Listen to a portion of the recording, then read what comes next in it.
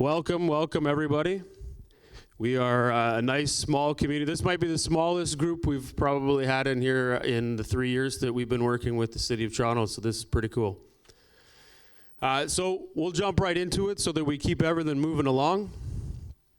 So today's agenda, we are going to be seeing 9 companies pitch. Everybody knows from the booklet who those are, so I won't jump right into those. As you guys are aware, all foods and drink prohibited from upstairs, so try not to bring anything down. That'll be good. And then on the other side, I also have to do a disclaimer that everything is being filmed. So if you guys have any issues, then I guess you're gonna have to hang out over in the back part over there so that nobody films you, I guess. But we're all probably pretty comfortable with that. So a little quick thing on what we do. Some of you, obviously all of you probably now by this point would know what OPN is and what our whole mantra is and the whole reason we are here today, which is to help speed up the process and help startups get in front of the angel groups so they can screen quicker to get in through the process to start moving towards finding dollars. So at OPN we've created a fund which we've been running for the last 1.5 years, and we're now just kicked off our second fund, which is a $5 million round, and we will be continuing to invest in Canadian startups, and we'll start to venture out as well into other startups globally. So we're pretty excited about that. And some of our upcoming events, we just finished one on Monday, which went really well. Hopefully some of you were able to catch that, and some of you pitched at it, so that was good too. On the notable ones coming up, we have York and Fireside. So if any of you guys are looking to do Fireside, if you're not too familiar with it, it's a big entrepreneurial weekend, 4 days near Bancroft. It's isolated, phone doesn't work, it's pretty sick. I've been going since the inaugural year, 4 years ago. I think this is the 4th year or 5th, and it's really well done. A lot of entrepreneurs. Probably, I think this year they'll max out at 450 people. They've had some great keynote speakers from all around the world. It's certainly worth checking out. You get a cabin, and we've set up, over the last couple of years, we've been running OPN's PitchIt there as well. So we run, one day we'll do a workshop, and then after that last year we took 20 companies all the way to the finals. Jason Kalkunis was there, and him and Jess and Galen sat on a panel, and they ended up doing our first time. We had winners, which we've never done in a pitch competition, I guess, if you will. And it worked out quite well. It was quite fun. So we integrated with the world's largest angel investor, so that was pretty cool. That's Jason Kalkunis. I'm assuming he's the world's largest. He's up there though, so. Something to check out, and then our next City Hall event is on September 9th, and then we have our next rendition of Skip the Line on the 8th. So some of the numbers and details, just for interest's sake, of what we've been doing. We have close to 5,000 people that have attended our events. 151 pitches, 27 speakers, 3 workshops, and 120 startups in the showcase, which we only started 1 year ago on the showcase side. And we generate lots of impressions each month. So our whole drive is to keep supporting the Toronto and Canadian ecosystem in startup world. Our sponsors, the City of Toronto, StartupHERE, which is all kind of packaged together. And then some of the sponsors that have been with us since day one, Flow Water, which is a company we invest in. They've been great on sponsoring us and providing us with liquid gold, if you will, for the last 4 years. Mindful, which is a new company, which is a tea-based product. They're upstairs as well. And Vibe, which they're kind of combined together. And recently Parachute, who's now coming in to take care of the coffee after we found out last event that people drink coffee between 5 and 10 p.m. And a lot of it, because we went through 150 cups of coffee, and even all the alcohol and all the other liquids that were up there, they still drank a lot of coffee, so I'm quite impressed. So these guys have come on to help take care of that side for us, which is pretty exciting. So today on the advisor panel side, we have 5 angel groups. We have Benton Leong, who is and has been an angel investor for quite some time. I'm going to say 10 years, but Benton, you tell me if I'm wrong. Maybe it's 20. Yes. And Benton's been the lead and chair at GTAN, which is now made up of 3 angel groups. And He's invested in lots of different companies, so he's got a lot of great knowledge and background. Mira is the vice president at Keiretsu, which is one of the larger VC firms in 65 locations around the world. There you go. I couldn't have said it any better. One door. And she runs up all of the screening on that side as well. So fantastic to have you, Mira, today. Prathna heads up and runs Maple Leaf Angels, which is in Toronto core. And Prathna brings a lot of great experience over the last few years and has dived in and basically has been all over Canada digging into all the startup communities. So it's pretty amazing. And thank you, Prathna, for coming as well. And then Angelo Del Duca, who is Angel of the Year 3 years ago, and is part of York Angels, spent a lot of time in government giving out money to startups, and is now running and does the screening as well for York Angels. Oh, and MLA as well. Helps out with Prathna. Jeff Champagne is from Spark Angels, angel investor for, I think it's about the same, 10 years, right? I'm close. Let's just say 10. Sounds better. 10 years, and helps out tremendously in the Spark Angel environment, and is heavily invested in lots of different companies, which is fantastic, and a big supporter of the community. So I thank you guys for coming today, because you guys are the key to why we're doing this. Thank you. There's not a crowd. We can't do the clap. Let's do this clap. Yeah, why not? It's good. And the startups today, you guys have them in their booklet. You have all the information. The great thing that what we do is we make sure that all the startups that come through, they put a deep dive folder together. All their information's there. Some of it can probably be wrestled and built on, but at the same time, everything is in there what you need, and everything inside the books, all the details. So you guys can have gone through that hopefully already, and you'll be able to ask the questions when the companies come up. A little bit about myself. I think all of you guys have talked to me. If you don't, you can look me up on LinkedIn. Beep. The rest of the team, why we're here. So where's Laura? There she is. Laura's awesome. She's the one who helped put all this together. Brian on the film, and buddy Mike on the music. So thank you very much, guys, for helping this all happen, and all of the volunteers as well. And that's Laura's daughter and her friend that have come to help us out. Yes, thank you guys. So the whole reason we're here, what we do, 7-minute pitch, 7 minutes of Q&A from the advisors, and then we transition. So let's just jump right into it. So Daniel, you're up.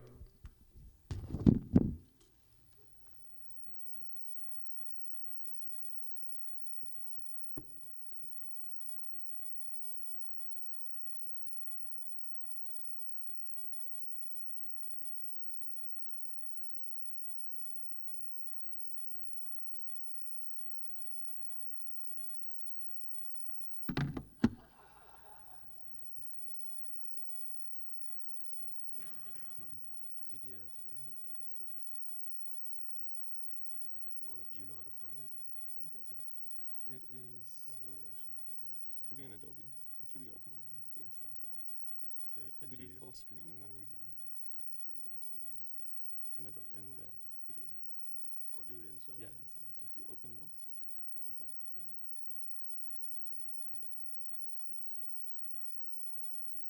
Okay. Yes, exactly. And then will this work?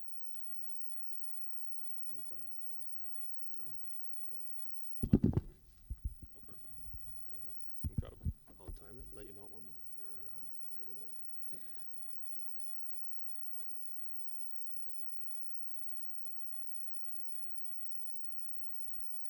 Awesome. Thank you. Hi. Thank you, everyone, for being here, and thank you so much to Jeffrey for hosting this. Before I talk about Six and who we are, I actually want to begin by honoring Toronto, because that's largely what inspired Six. Toronto, for me, is about creating a feeling of shared destiny.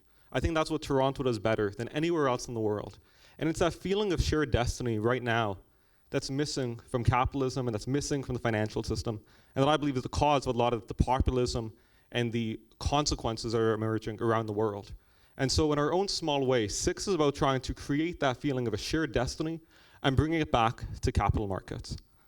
At the core of everything that we do, What we try is, and what we believe, is that people should be part of building the future rather than feeling like it's something that's forced upon them.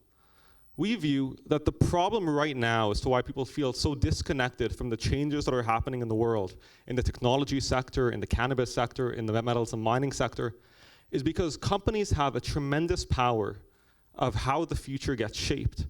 And for too long, the focus that most companies have is on institutional investors rather than on stakeholders and ordinary people. And I think to an extent, this is in part because of the infrastructure that existed hundreds of years ago when capital markets first emerged. It was very difficult to have very wide relationships and focus on the community, and instead the focus was therefore on the very few large investors rather than the many small investors. What we want to do is give the power of going direct to, is to give the power to every public company out there, the 48,000 of them, to go and market directly to investors, to share their vision and their mission and their purpose directly to investors, and as a result, to give a forum for those investors to participate in how those public companies get built, both as investors as well as employees and other stakeholders. Right now, companies spend a fortune on investor relations to build trust. That's not working very well. 3 key things are happening. The first is that despite all the money that public companies spend on investor relations, the vast majority of ordinary investors have never heard of them. Most public companies are small cap public companies. Most investors don't have a direct access to understanding and getting exposure to these small cap public companies, despite how much effort these public companies put into their investor relations today. The second aspect is that shareholders of these public companies, in many cases, aren't having constant communication with them. And as a result, these shareholders are losing patience. And so public companies today have a challenge where there are many investors and many stakeholders that are affected and believe in these companies, and they don't have an effective way to actually manage those shareholder communications. That's where Six comes in. Six is a software platform for investor relation teams. It's a way for public companies to go wide and to communicate their mission and their purpose and their values and what they're trying to accomplish to a wide group of investors rather than just focusing on the institutional shareholders who account for the very few individuals involved in these companies. This is a way for public companies to attract new investors into their story, to engage existing shareholders, and similarly for these public companies to get analytics about what's working and what's not. Here's how it works. Right now, direct-to-consumer marketing through companies like Shopify and various others has dramatically changed the retail landscape. It's allowed for companies, instead of building infrastructure like stores, to be able to go direct to consumer by using the internet. We think that this dramatic change that happened in the retail space can directly be applied to how public companies engage with investors and engage with individuals. What we've done is built the first and only software platform on the market directly oriented around connecting directly with investors. It's a way for them to share their vision, their purpose, their mission, to attract new investors that might be interested in building the future via an investment to invest in their stories, and similarly to engage the shareholder communications so that those existing shareholders know what's happening and can be part of shaping how that gets built. This is what our platform looks like. It's a single screen where public companies are able to manage all of their shareholder communications, both the bilateral communications they have with stakeholders like community members, as well as investors. It's a way for them to get in front of individual investors, and as a result, it is incredibly powerful both for the public company as well as for the investors who now have access to these opportunities and can play a role in shaping the future. Companies love Six for 3 key reasons. The first is that we're powered by proprietary data. By using our platform, they're able to get in front of the right investors with the right message at the right time. In this way, it becomes incredibly powerful, and it becomes an invitation for new investors to participate in their story. The second aspect is that there's a very quick time to value. Public companies see benefits and see advantages in their shareholder communications in a matter of weeks rather than months or years.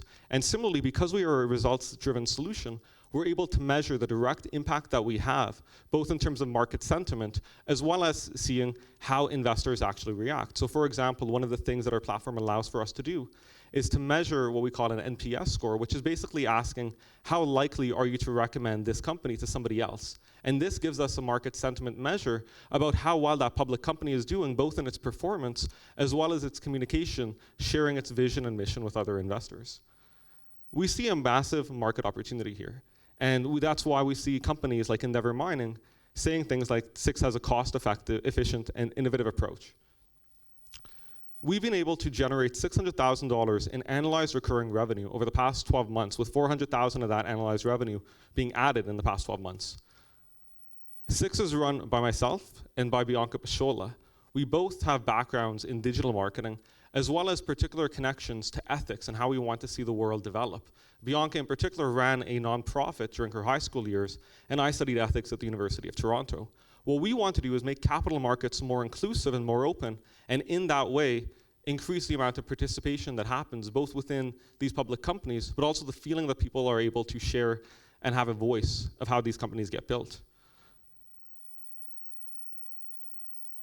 We see a massive market opportunity where there are 48,000 public companies worldwide, representing $70.2 trillion in combined market capitalization. Through our platform, we're able to serve each and every one of them, and with each individual issuer that we serve, our platform gets smarter and more effective for the next issuer who joins it. We charge $6,300 per month. Because we're a software as a service company, we have very high gross margins. And as an enterprise software as a service company, every individual that we service has a lifetime profit for us of $287,400 that we're then able to reinvest into the company to further accelerate our growth. Our strategy is during the seed and Series A round is to begin in the metals and mining market. In particular, this is because this is a market that is vastly misunderstood and that could benefit by having more engagement among community stakeholders, as well as by Canadians at large and investors at large. After our Series B, our plan is to go into other adjacent markets as well.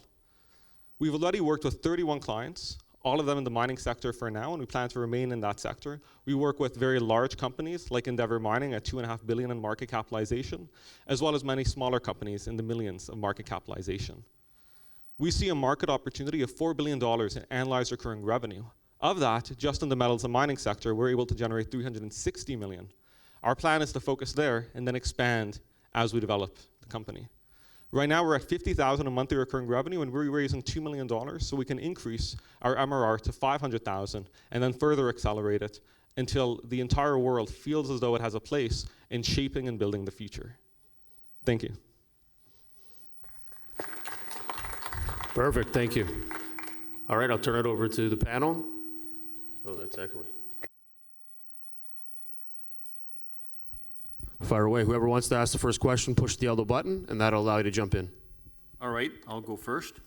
I guess the biggest question I have, well, actually I had several, it was a good presentation, but I think the one I'm most interested in is looking at your financials. I see a huge jump in expenditures in 2020, so obviously you're planning something. So I'm wondering, is it an expansion of people? Is it an expansion of advertising? Is it more office locations? Just wondering what that big extra expenditure is in that year. That's a great question. We want to be located in all of the major financial hubs. Because we're beginning in the metals and mining sector first, next year a large part of our focus is going to be opening up offices in Perth, Australia, as well as in Quebec, as well as in Vancouver and other major mining hubs. What we want to do is prove to the world that they can participate in how mining companies get built, and from there expand beyond that. So in terms of the specific breakdown, about half of our money is going into marketing and expansion, like those offices that we mentioned. 25% is going into product development, and the other 25% is building a sales team to operate outside of those offices. Okay, great answer. Great, thank you. Hey, Daniel. Hey. Good presentation. My question is a little bit similar to Jeff's in that I see in 2019, it was really the revenue relative to expenses. I'd like to know if your expenditure split is similar to what you just spoke of as to what you're projecting for the next year. And I also want to hear about your cost of customer acquisition. I think you had it up on the slide. So lifetime value for the client is $270K or something like that? Around that. Around that. So what your cost is for acquisition, and in attaining the $400K over the last 12 months or so, what your investment has been. Absolutely. So SIX has been a fairly unique company in that we've been able to 100% bootstrap our growth up till this point, both by Bianca Pasciola, who's sitting in the back, as well as by myself, and further by our revenue. So we've had a remarkable capital efficiency. We've put in about $100,000 collectively, and from that, we've been able to grow it to $600,000 in analyzed recurring revenue, a magic number of, I think, close to 6. In terms of the cost of acquisition, it costs us about $15,000 to acquire new customers, and this includes the full cost of acquisition from the actual digital marketing spend to the point of actually paying a salesperson to acquire that customer. It's remarkably effective precisely because our approach has been to focus on the niche of metals and mining, and as such, we're already experiencing the benefits of a middle brand, of a mini brand that is emerging. We forecast that expense will increase in terms of acquisition cost as we go into other markets, but as our brand continues to strengthen in those other markets, it should go back down to about the 15,000 level. Yeah, and a quick follow-up to that. Have any of the clients since 2018 churned out? And are there contracts typically, is there a time period or is it month to month? Yeah, so we structure this as annualized contracts. Okay. The main source of churn for us is initially early in our growth, we partnered with an investor relations firm here in Toronto to service all of their clients. And so all at once we lost all of those clients because we decided that we wanted to go direct to the company rather than having a reseller partner. The reason we made this choice is at the time they were reselling our services. We were charging $1,000 per month per client for the exact same service. Now going direct to the end public issuer, we're charging $6,300 per month with actual good sentiment that we ought to increase that price to about $10,000 per month based on how public companies are responding, as well as their own requests to increase the budget so that they can get more value out of our platform. Thank you. Hi, Daniel. I thought that was a good presentation. There was a disconnect for me, however. At the beginning, I was very intrigued by your statement about how, in Toronto, in Canada, this is a chance for us to come together, have a common vision, head in a certain direction, right? And then as you're talking about the mining and the metals industry, you're saying our second market would be Perth. Mm-hmm. Right, and so that was the big disconnect as far as I'm concerned. I'm also like to know a little bit more about why you chose metals and mining. Mm-hmm. If you're going after retail investors and helping them understand companies, I would have figured that something like CPR or packaged goods would be something that would be a better fit with consumer investors. Mm-hmm. So that's a remarkable question, and I agree with you fully. So I'll try to answer both of them. The first is, we think that Toronto and Canada in particular needs to be, and has been in the past, and is today, a world leader in terms of exporting values. And so part of why we want to export this into Perth and be a globalized company is that sense of a shared destiny isn't just benefited and enjoyed by people here in Canada, but it's enjoyed globally because we have that global context. In terms of the second question, which is why do we choose the metals and mining sector, arguably one of the most difficult sectors to be in, precisely because there hasn't been tremendous momentum within the sector itself. There's a few reasons for that. The first is that metals and mining for Canada is a significant sector and cause of employment and jobs, and it's a huge reason why we as Canadians enjoy the position that we have today. I think it's vastly misunderstood. And our thesis is that if we can succeed in the metals and mining sector first, we'll have an easier time everywhere else. And so in that sense, we're challenging the hardest part. It's a sector that is very technically dense, that is very, for most Canadians, inaccessible to the sense that most people have never gone to a mine or understand how you value a junior resource company. Our view is that if we can solve for that problem, the solution that we come up with should export quite well into the other sectors, especially consumer packaged and goods.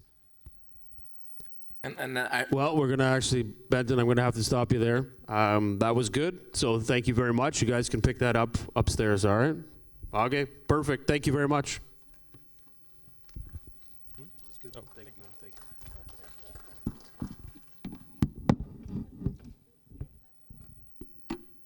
We're transitioning. You guys can ask a question if you like, but we have to go on to the next one, so.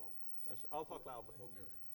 Because I'm timing, we have like a whole minute left. But anyway, Hurry up. I was just curious. The one thing I was curious is about the results that you've actually been able to generate for the company. So it seems like you're helping with investor relations, so you're helping them to actually attract investment. I was wondering what kind of stats you have in terms of the results of actually helping companies gain more investment. Absolutely. So one of the really interesting case studies I like to talk about is with a company called Nordic Gold, where in particular it's a Canadian company, and they were restarting a mine going into production for the first time in Finland. And as you can imagine, most Canadians will never go to Finland, much less go to the mine to see it come into production for the first time. And so what we did was we used our platform both to live stream that event as it was happening, democratizing it from just a few institutional investors that would naturally fly over there to consider a large investment, but actually give it widespread access to anyone that wants to see it. The second thing we did was we increased the amount of audience from the usual 10 or 20 people that would be on site to over 3,000 people who watched it live on YouTube as it was happening by using our platform to promote it to people that would be interested in that sort of thing. And so we dramatically increased the exposure of this Canadian company by an order of magnitude that they're very happy with and that we're very happy with. Perfect, thank you. All right, Spectra, Pasonics, you're up, buddy. It's Plasmonics, I know. Can I go? Give me 1 second. No worries. Good to go. All right, so I'm Christian Baldwin. I'm one of the co-founders of Spectra Plasmonics, and we develop chemical detection technology that enables rapid lab-grade detection with no lab required. And so the area that we're focusing on right now is actually the opioid crisis. So the reason that there's such a spike in deaths right now is due to 2 chemicals, carfentanil and fentanyl. They're extremely potent opioids, and just a few grains of these can result in a fatal overdose. The problem is that these addicts are chasing that high, and the people that we've talked to are willing to make that sacrifice that could literally result in death in order to get that high. Now, because of this, we're seeing that 70% of overdose-related deaths are due to fentanyl, and in Canada and the US alone, it's costing billions of dollars annually to the healthcare system. So drug detection is a solution that people are trying to look at right now. The problem is that you have 2 options. You have lab quality detection, so you can send a sample to the lab. It takes a long time to get tested. It requires a trained technician, and by the time you get results, you've been waiting weeks, if not months. And then the other option is that there's simple detection. So you can use a simple test strip that's cheap, it's affordable. The problem is that the information that this is delivering is a simple yes or no answer as to whether or not there's fentanyl in the sample, and not whether or not it could be fatal. So what we need is a combination of the best of both worlds. And that's why there's a lot of potential in Raman spectroscopy. It has a high chemical specificity. So what this means is that if you test a sample, it tells you exactly what's in it. It's portable, and it's easy to use. But the problem is that it doesn't have trace chemical detection. So if you want to detect those few fatal grains of fentanyl or carfentanil, you have to go elsewhere, unless you use our technology. We have a patent-pending ID100 consumable technology. That's the name of it, ID100. And on it, we have these unique metallic nanostructures that we refer to as dendrites. When you place your sample on the chip surface, we create an enhancement effect that therefore allows Raman spectroscopy to do trace chemical detection. So, for example, let's say we're looking at this unknown sample, and we want to know what's in it. I'd point and shoot the Raman laser at the sample, and at the returning signal would say, okay, we see cocaine in there, no big deal, or a bit of a deal. Then with our technology, you'd put the sample on our chip surface, and then because of the enhancement effect, we're getting a much clearer picture. And so now when we take a look, we're seeing that not only is there cocaine in there, but there's also trace amounts of fentanyl. This can't be done without our technology. So our business model is comprised of 3 parts: hardware, software, and our consumables. For hardware, we've partnered with a leading Raman manufacturer, Anton Par, who has a global sales network in 110 countries. We're also optimizing their software right now so that we can make sure that the results that we're delivering to users is very clear to interpret so that they can make the right choices. And finally, it all comes together with our consumables, which are a one-time use, high-margin product. So how are we actually going to help fight the opioid epidemic? Well, our first application is with safe consumption sites. Right now in Canada, there's over 40 of these sites across the country. And every day, hundreds of people come to these sites to safely inject drugs. What's happening right now, though, is that if someone overdoses, they're given naloxone, the overdose is reversed, and they're sent to the hospital where it costs thousands of dollars per overdose to help them recover. What we're going to do is prevent the overdose from even happening. By putting our devices in these safe consumption sites, we are going to be testing users' drugs and determining if there's a fatal amount of fentanyl or any of its analogs in the sample. Then we're going to deliver this information to the user so they can make an educated decision on whether or not to use. And we're not alone in thinking this is an important next step in the opioid crisis. Health Canada is working towards committing up to $1 million in further funding to help commercialize a device that sounds an awful lot like what I'm talking about. So we think that we have a really good product fit here. So where are we right now, and what do we need to do next? So we've been working with Anton Parr on developing this technology, and we're almost done. And the next step is working with St. Michael's Hospital. They're working on a very comprehensive drug checking pilot where we're going to be testing our device against those lab grade methods I talked about earlier. We're going to make sure that we're delivering that same quality of information to these users. After that, we're going to be partnering with several safe consumption sites across Canada to start testing this hardware and software. And we've already identified, back in our hometown of Kingston, the Street Health Center there as our first pilot project. And all of this is leading up to our launch across Canada, which we expect to do in late 2020. So our first application, as I said, is in safe consumption sites in Canada alone. And we're projecting that by 2025, there'll be a need of 1 million tests per year alone for this application. But this is just where it starts. The United States is a bit behind us, but they inevitably will have to start incorporating this kind of efforts to stop the epidemic. As well, we're going to be working, and already are working, early on with first responders and police to implement the same technology. But it doesn't stop there. This same technology, this idea of bridging the gap between lab and portable testing, can be applied in the food and beverage industry, the pesticide industry, and the defense industry. And to make this all happen, I'm working with a great team. We've got a background in business, life sciences, and engineering, including one of the primary inventors of this technology. And as well, we've got a great advisory group helping us make this happen as well. And we've got experts in food safety, regulatory safety, as well as people that have a deep knowledge in deep tech commercialization. So I'm here today to ask you guys for help in raising $300,000 in a pre-seed round to help us accelerate these pilot tests across Canada and push us towards that commercialization goal of late next year in the form of a convertible note. Because I talked about earlier the fact that there are so many other application areas for this technology, we've already been in early discussions with some of these companies about potential acquisition. They already have Raman spectrometers in their product line, and a consumable like this is a needed addition in order to tackle some of the applications I've talked about today. I've been really fortunate to work with a lot of amazing people as I'm trying to work on this opioid application, and I know we're doing something really big here because every time we talk to somebody about what we're trying to do, their faces light up. And I just want to know that if you guys help us do this, you're going to be working on an application that matters. Thank you.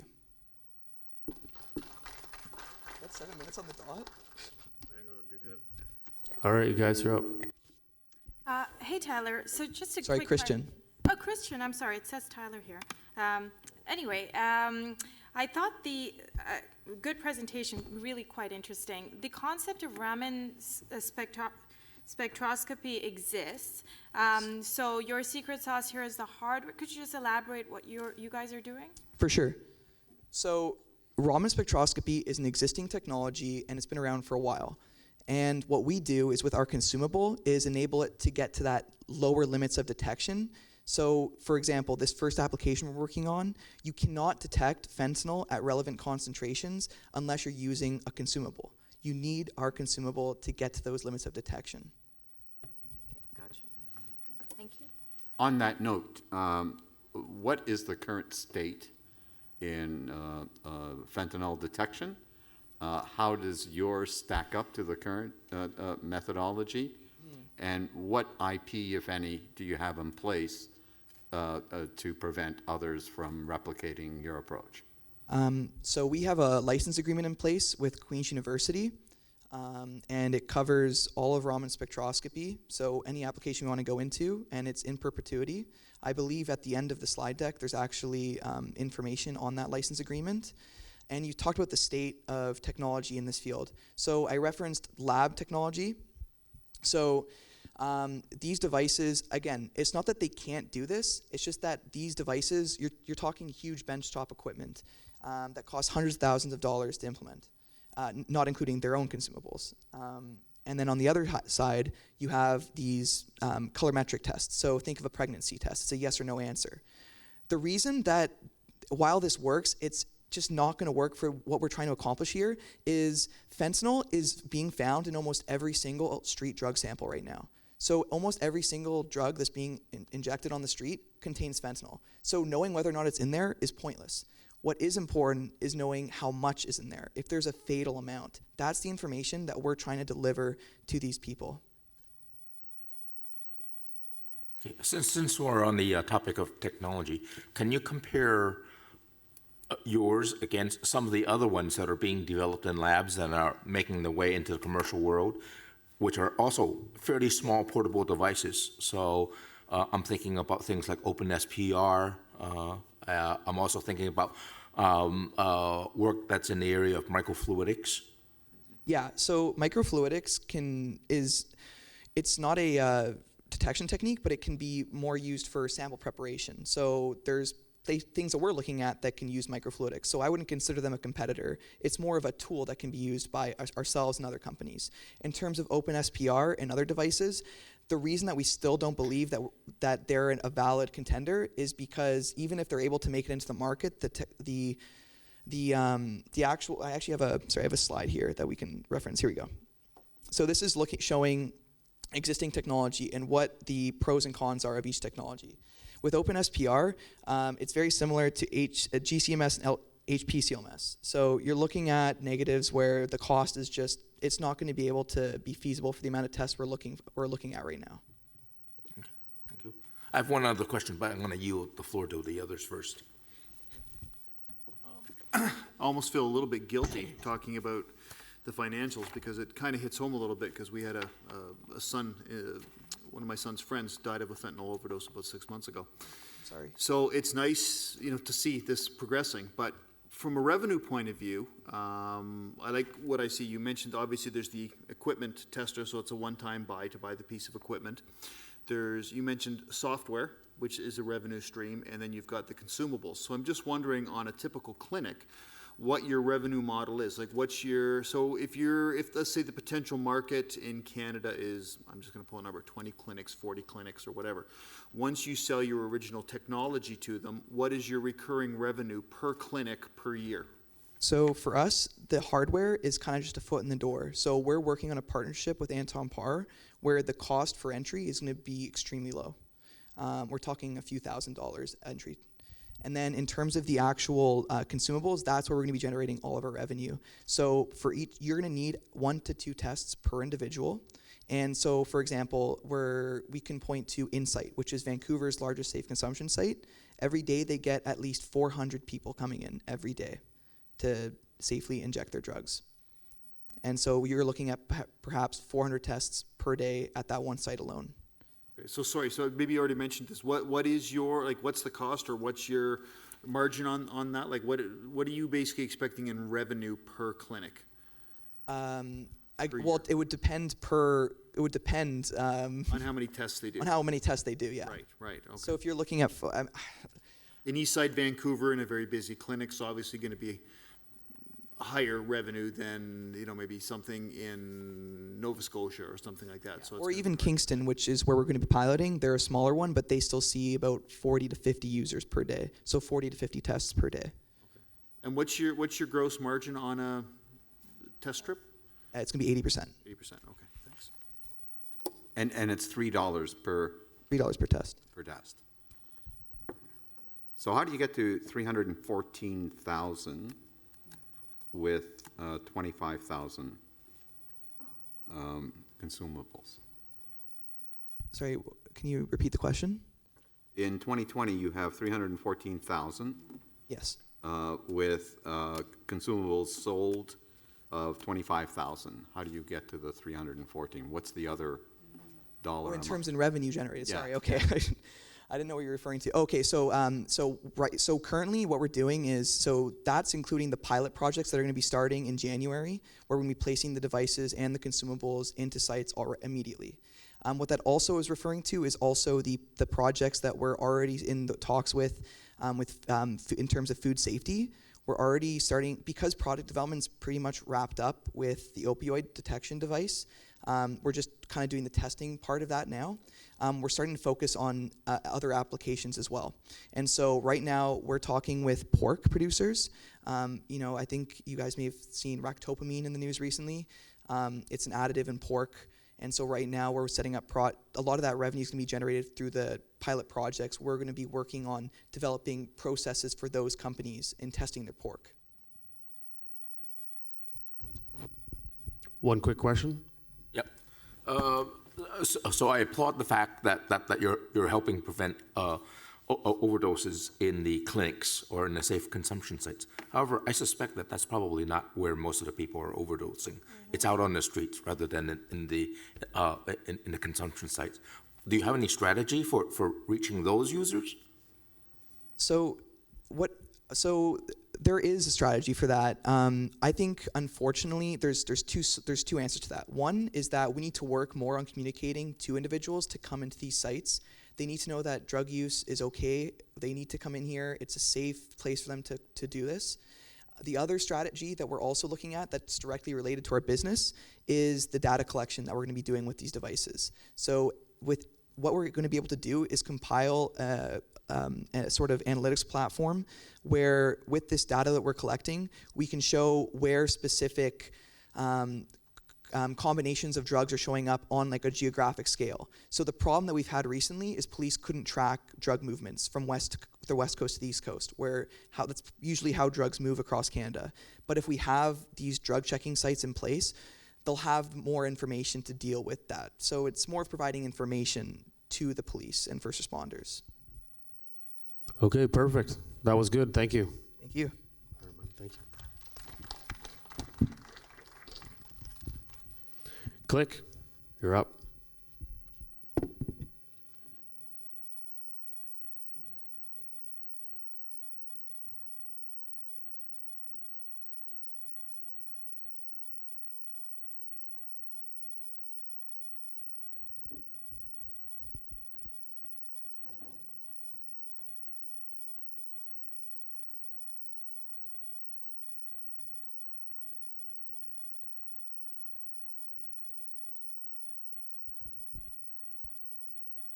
Sure.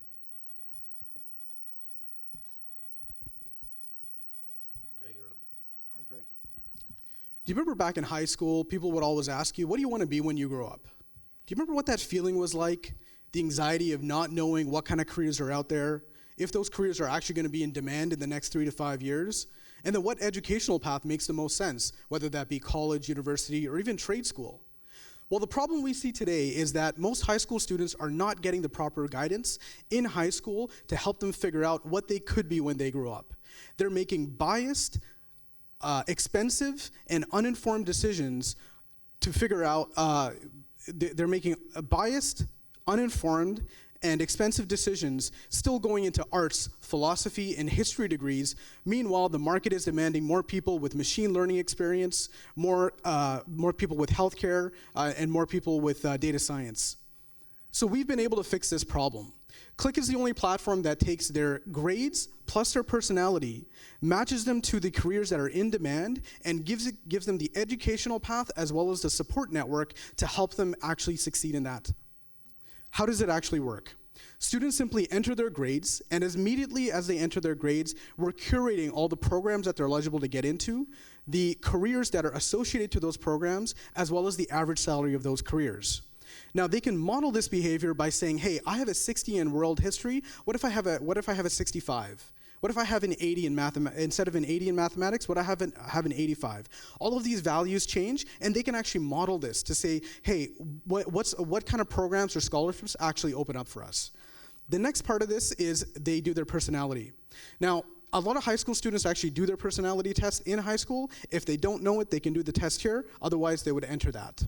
Once they enter it, they actually get a drill down to say, what city are you interested in working in? So we can tell you what the economic demand is of those particular types of jobs. As soon as they see that, they get a chance to look at all the different jobs that are in the market. They can click on the I to get more information about them, or they can click on the heart to put it into their shopping cart to come and revisit it later. let's say that they're interested in identifying the jobs that are just in high demand. So this individual is interested in a financial analysis manager, so they're going to click on this one.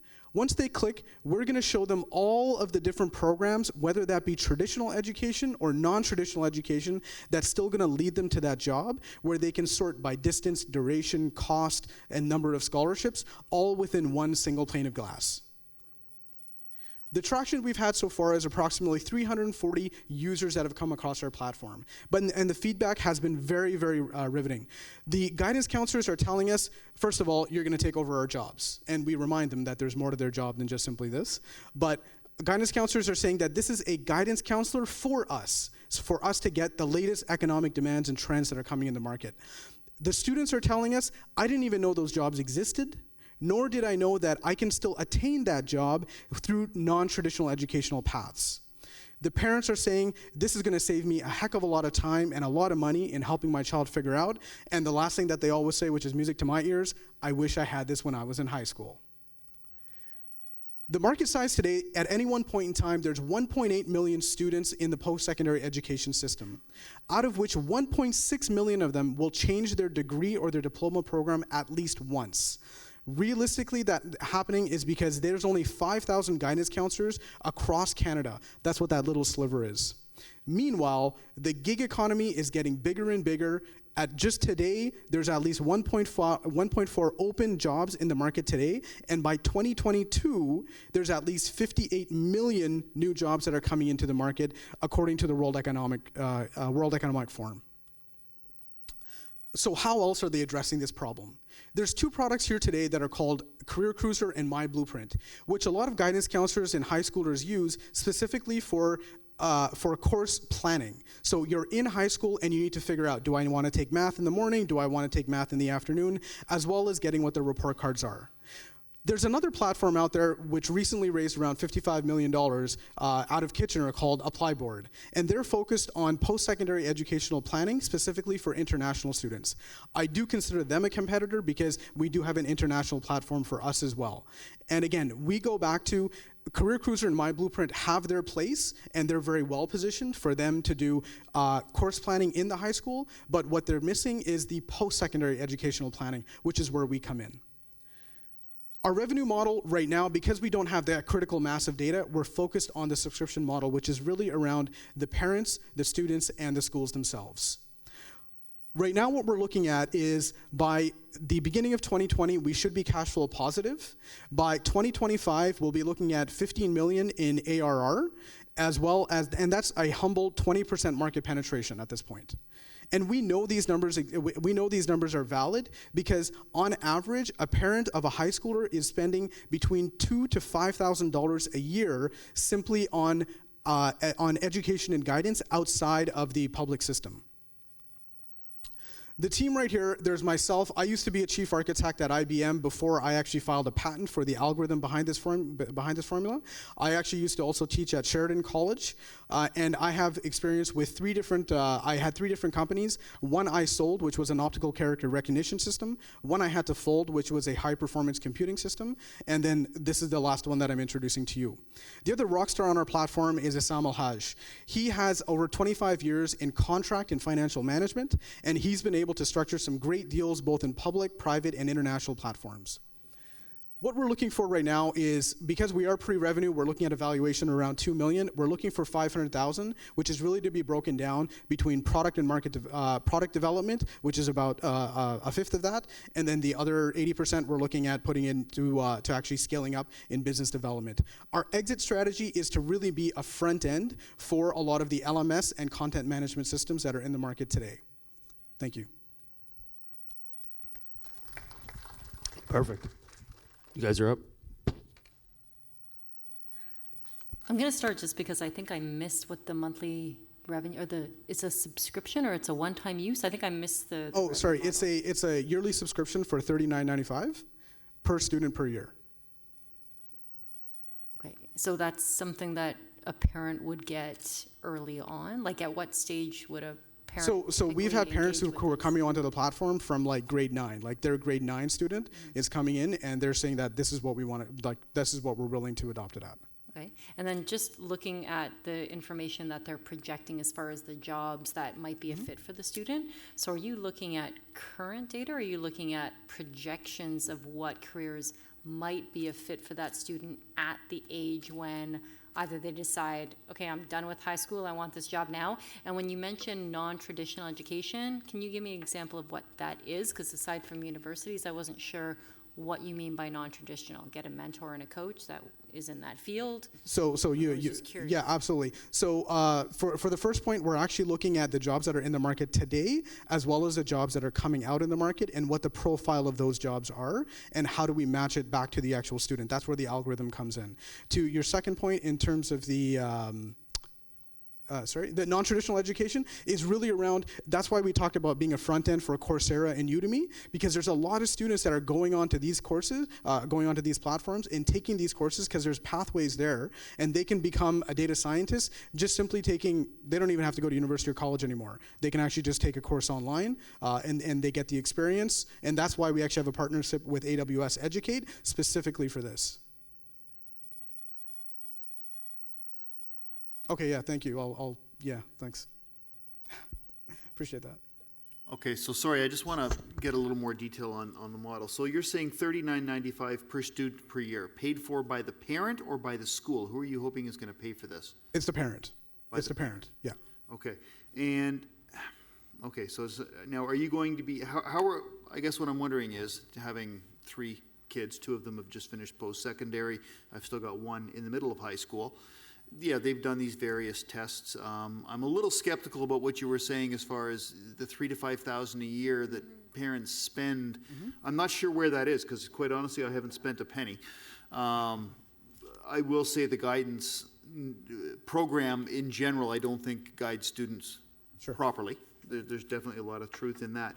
But I'm just wondering, how are you going to market to parents to spend this $39.95 a year to make them understand?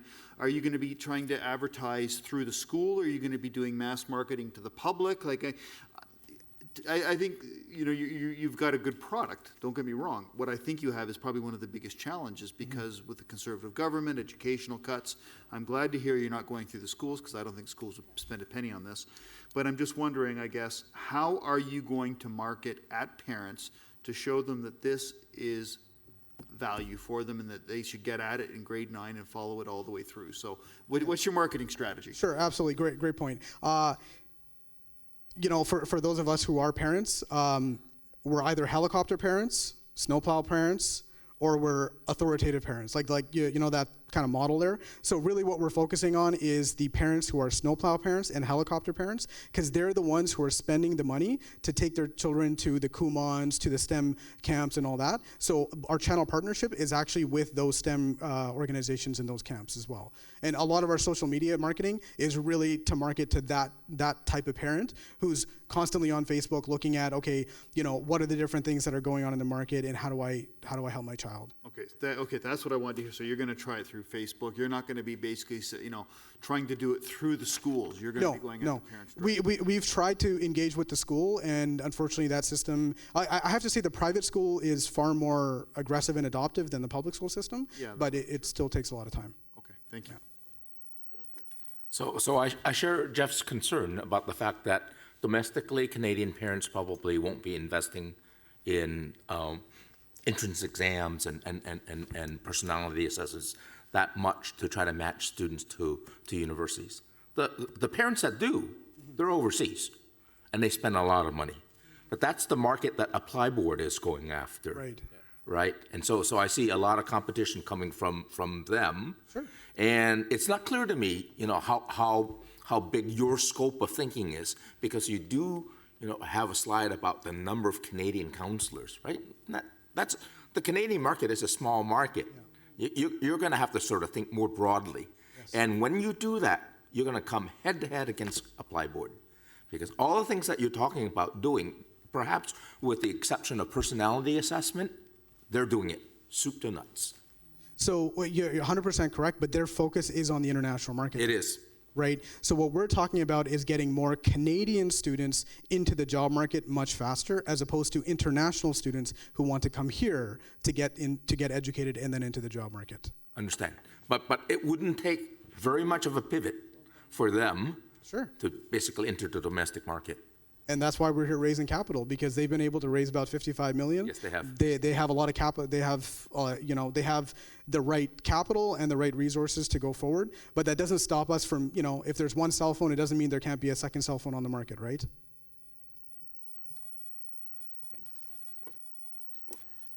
So I like your presentation, and I do have a couple of questions. You're bang on in terms of parents going to Kumar and the such to increase the capacity of their children in certain areas. Absolutely correct. But why are they doing that? They're doing it because those sources have demonstrated the success that is achieved. Mm-hmm.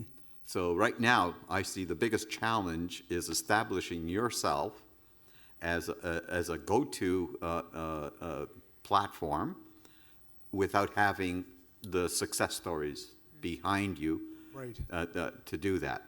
So I'd like to have a better sense of how you go from where you are right now to gaining that market attractiveness. Sure. And how long will it take to get that attractiveness. Right. To a certain degree, it's almost like getting that certification standard, right? Yeah, so to that point, unfortunately, there's no real accreditation body that could do that certification. But what we are doing is, because we've been working with these tutoring companies, they all love the fact that we're giving them the data in the front end that's showing the efficacy of their product, right? Or of their product or service. So to your point about Kumon, where a lot of parents are going to the Kumons because they're saying, hey, listen, my child only has a 60 in math. That's beyond the fact that whether the child is looking for a job where they need to have that 60 in math. That's a different problem. But at least we can show them that, okay, if they get from that 60 to 70, other than just the feel good, oh, my child, bumped their mark 10%, what does that actually translate to from a longevity perspective of getting into an actual program or a career? That's where they're missing.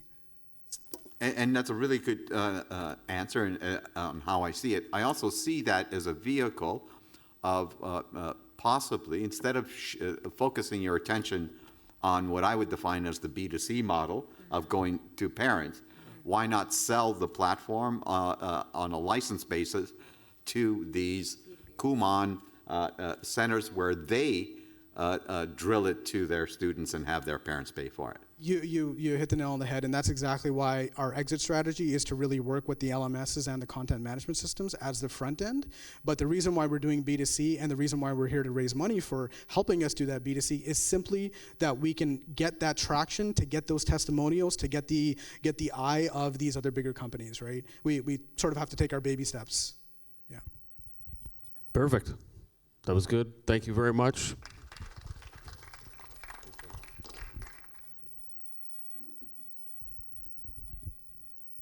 Nest, you're up.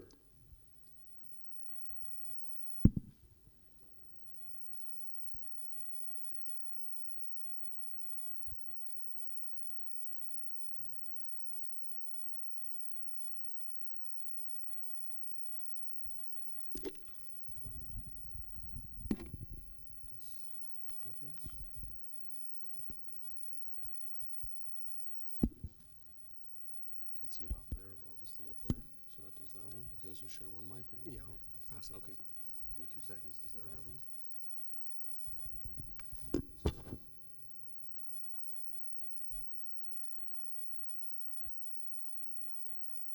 Okay, you're good. Hi, I'm Roger Allenson, and this is Chris Allenson. We have an interesting alternative investment for you. We manage a pool of mortgages and pay investors. Very simple business concept. We have been paying 10% annually, paid on a monthly basis since inception. What is the problem we're addressing? It's a well-known problem in Canada, in particular in Ontario. The regulations have stymied the house purchases and qualifications of borrowers to the point where they can't get the funding. They have to qualify at much higher levels of income and so on. They can be served by a B-type lender like an insurance firm, but even then they can't get the funds. The other alternative and the problem that they're running into is private lenders that are a bit more expensive. So we also see a problem in investors. Every single friend of ours and relative expresses it, as do all the commercials on television about the investment community. They're not getting the returns that they want. So what is our solution? We have this private funds available to qualified borrowers that are underserved by traditional lenders. And how do we do that? We pay investors annually since inception, which is 2017. In April we started. So you say, well, who are you? We started as landlords. We're both successful salespeople in running our prior lives. And we started to accumulate real estate in the Greater Toronto GTHA, as they call it now, getting to the point of 11 single-family residential properties. It worked. We're now accredited investors ourselves. But we're tired of tenants and toilets, as most people in real estate are. And we basically became interested in private lending. This company was called Lincolnville Incorporated. A lot of friends came to us. They say one of the best businesses to start is one that friends ask you to start, and that's exactly what happened with us. We had, you can see, $4.5 million in mortgages over a time period as Lincolnville, and 65 different mortgages. So we knew what we were doing. We did it with our own money and close friends. So we started Nest Capital 2 years ago, the Mortgage Investment Corporation, to diversify our portfolio and to get predictable returns. It works. We have 79 friends and family, and I'll even joke that it's not just my mother-in-law, my wife, but my ex-wife, and all my neighbors. So a lot of people know what we're doing, and they're quite interested. So what is the ask? Well, we realize the audience here is different than our accredited and eligible investor audience. So we're looking for a $3 million investment in the fund via Class A preferred shares. There's no other class. And as angel investors, we realize that sometimes you're investing and you can't get your capital out, or you are just waiting for a while to cash it in. So we also realize that you're looking for consistently high returns, just as we are. We are always thinking about money. So we offer that. And we offer it with a 30 to 60-day notice of redemption. And how we do that is we redeem based on available capital coming back in from a loan. So simply with notice. And Chris will tell you the rest on how we do this. Thank you. So we analyzed the industry over several months and looked at risks and opportunities compared to our competitors out there, and really shaped a smart lending strategy that we consider and we've played out of single-family residential properties in our own backyard in thriving communities in Ontario, small dollar amounts, so we're spreading it across the board there. They are one-year interest-only mortgages, so if you're looking at the borrowers, they're paying them out or they're renewing it for one more term. So that's kind of a little bit on what we look for in a deal. In terms of our lending process, it all starts with our trusted group of mortgage brokers and agents. So we have a very good established network there. They give us details on the borrower, income, how long they've been at the property, credit bureau report. Most importantly, because we're equity lenders, a recent appraisal in the last 30 days.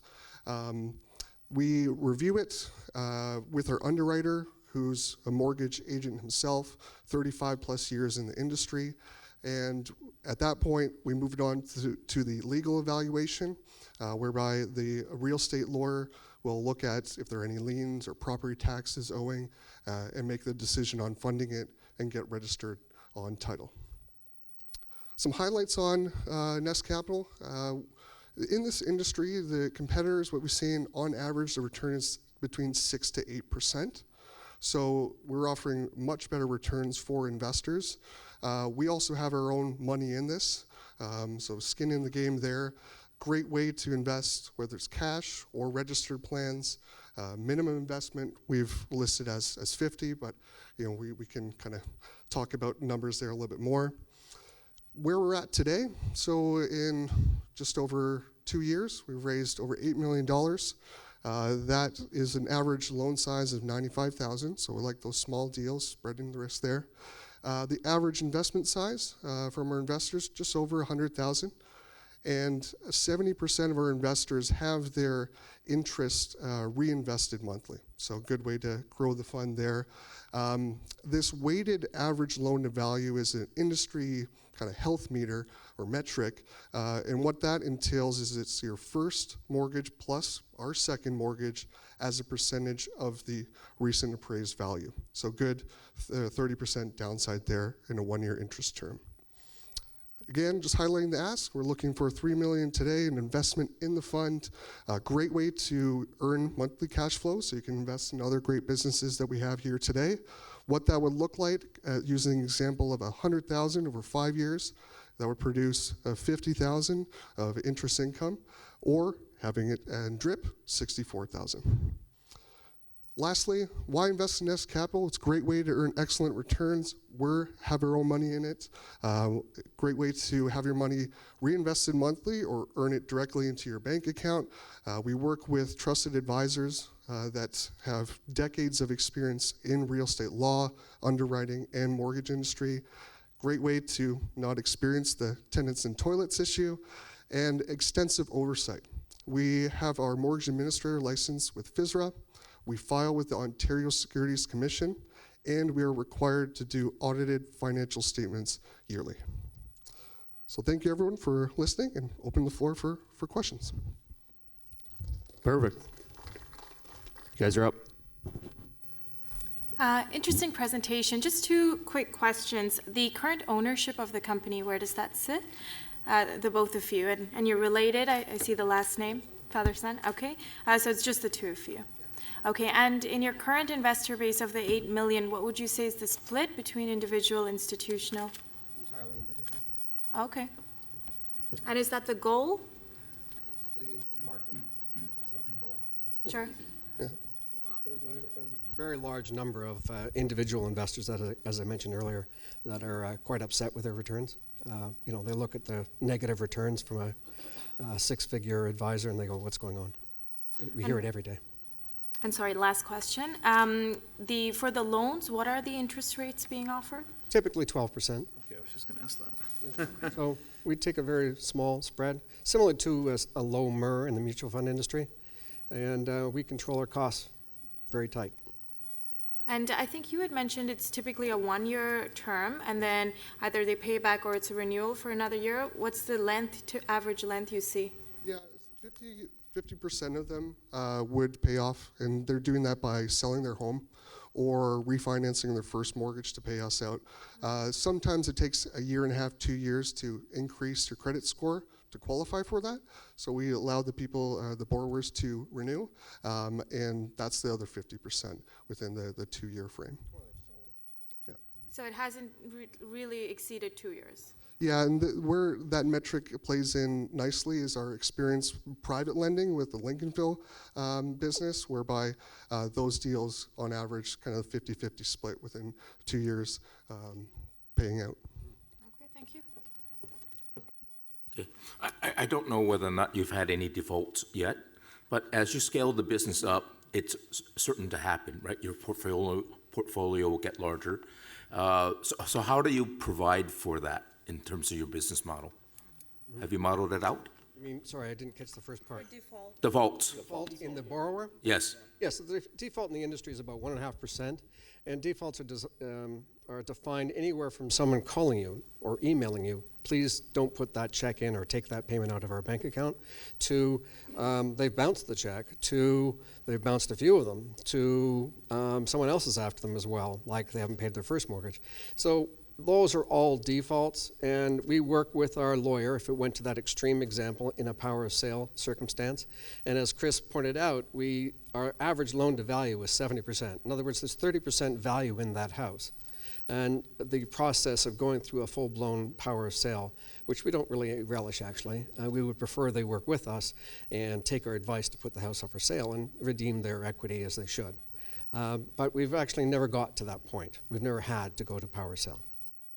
And that's because your portfolio is fairly small right now, 80 right? mortgages, not exactly that small, like some of the private lenders are. But once you scale up, Sure, you're going to have them. Yep. this will happen. Yep, for sure. Okay. And we have qualified expert advice in the legal realm to see that to fruition. Good seeing you again. You mentioned in your presentation that the investments can be tax advantaged. Yes. And do you have all of the mechanisms in place to be able to secure that rating, right? Yeah, so how that's done, as you can probably appreciate, your financial advisor at your bank, because banks are competitors in mortgages, you can't just privately invest in Nest Capital. How that's done is through the trust companies that we have here in Canada, Olympia, Canadian Western Trust, as well as Community Trust in Mississauga. So it's as simple as creating the application, getting the account set up, having the transfer of that investor's money from Scotiabank into Olympia, and have it invested in Nest Capital. So all those agreements with the trust companies have been set up. And all of that is handled through our exempt market deal as well, so we follow everything to a T to make sure we do it all above board. Oh, go ahead. I was just curious, of the 79 current friends and family, I'm guessing that you're looking to grow that number? Yes. So of the people that are in that 79, how many are kind of recurring since the 2017 time? How many are new? I'm just wondering, like, the growth rate in terms of how you're attracting investment in to keep this a sustainable model. So as a dollar amount at the end of 2017, we're just over $2 million in the fund. I believe it was maybe 30 investors or so around that time. We tripled at the end of 2018, just 6.3 million. So shows the growth there, as well as factored in that we had a number of investors that start with 50,000 and then continue to have additional investments. So the kind of growth would have been like 30, 50, now to 80. But yes, we're looking at continuing to grow. And to answer the question on how, low-cost methods of doing the how through social media marketing, keeping within the law of exempt market dealers and seminars, not anything costly. Word of mouth actually works the best. And in addition to that, referral agreements and partnerships with real estate investor groups that we can present. We actually have a few coming up this summer and the fall. So great ways to tie into that, those investor groups. Okay. So far, your investors have been friends and family, primarily neighbors?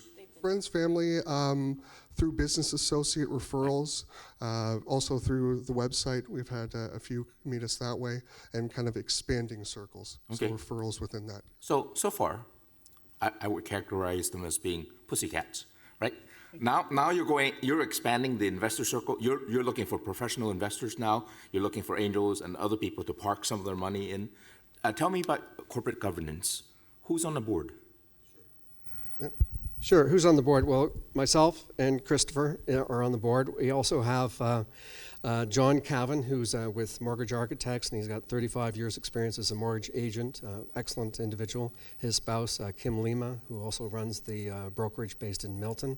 Our legal advisor is Harpreet Hans with Gunding & Hans. Our two different accountants are Mitt, who does our audit, annual audit. We have to do an annual audit every year. And our own personal accountants. So I think that gives you a breadth of who's on. We outsource everything except ourselves. That's how we keep the cost low. Perfect. I agree with Benton. Their friends and families are pussycats, but actually puts a huge amount of pressure on your shoulders because you've got your closest friends coming after you. How am I doing now? How am I doing now? So it's Incentivizing. Yeah, you've got a real motivator there to succeed. And we've proven it with 10% paid annually every month. Sorry, one quick question. Hey, quick. It'll be quick, but relevant. You've nailed it because so many of us angel investors, myself included, have so much of our money tied up in long-term equity deals, like you say, where the exit could be 2 to 5 years out. So we always are looking for ones where we can get monthly or yearly returns, no question. If, once you open this up to the angel investment community, there's potential for a lot of angels coming in. And what we have done in other companies is we've requested if there's a large angel investment, as a group collectively, would you be amenable to having an angel investor sit on your board? Because I think a lot of times that just gives us one that then represents the whole, not necessarily each of the 10 groups, but one angel investor that can then communicate back to the 10 angel groups, assuming you get a reasonable investment, which quite honestly I think you will. Yes, we would be amenable. We do have a fairly well-known, but I won't name because it's private, angel investor who is investing with us, who's not friends and family. And we do have an expanding circle now of that, so we would welcome your suggestion. Yeah, I think if we came in lock, stock, and barrel as an angel group, we'd definitely want a little bit of presence on the board. I would add a caveat to that, we would tranche the investment. Okay, yep, that's great. Perfect. Thank you very much, guys. Parachute.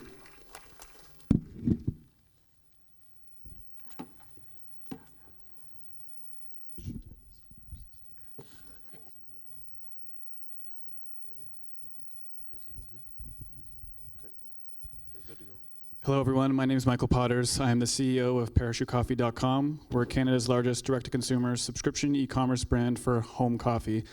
I'm joined by Yahya, our COO, and Jake over there, our CCO.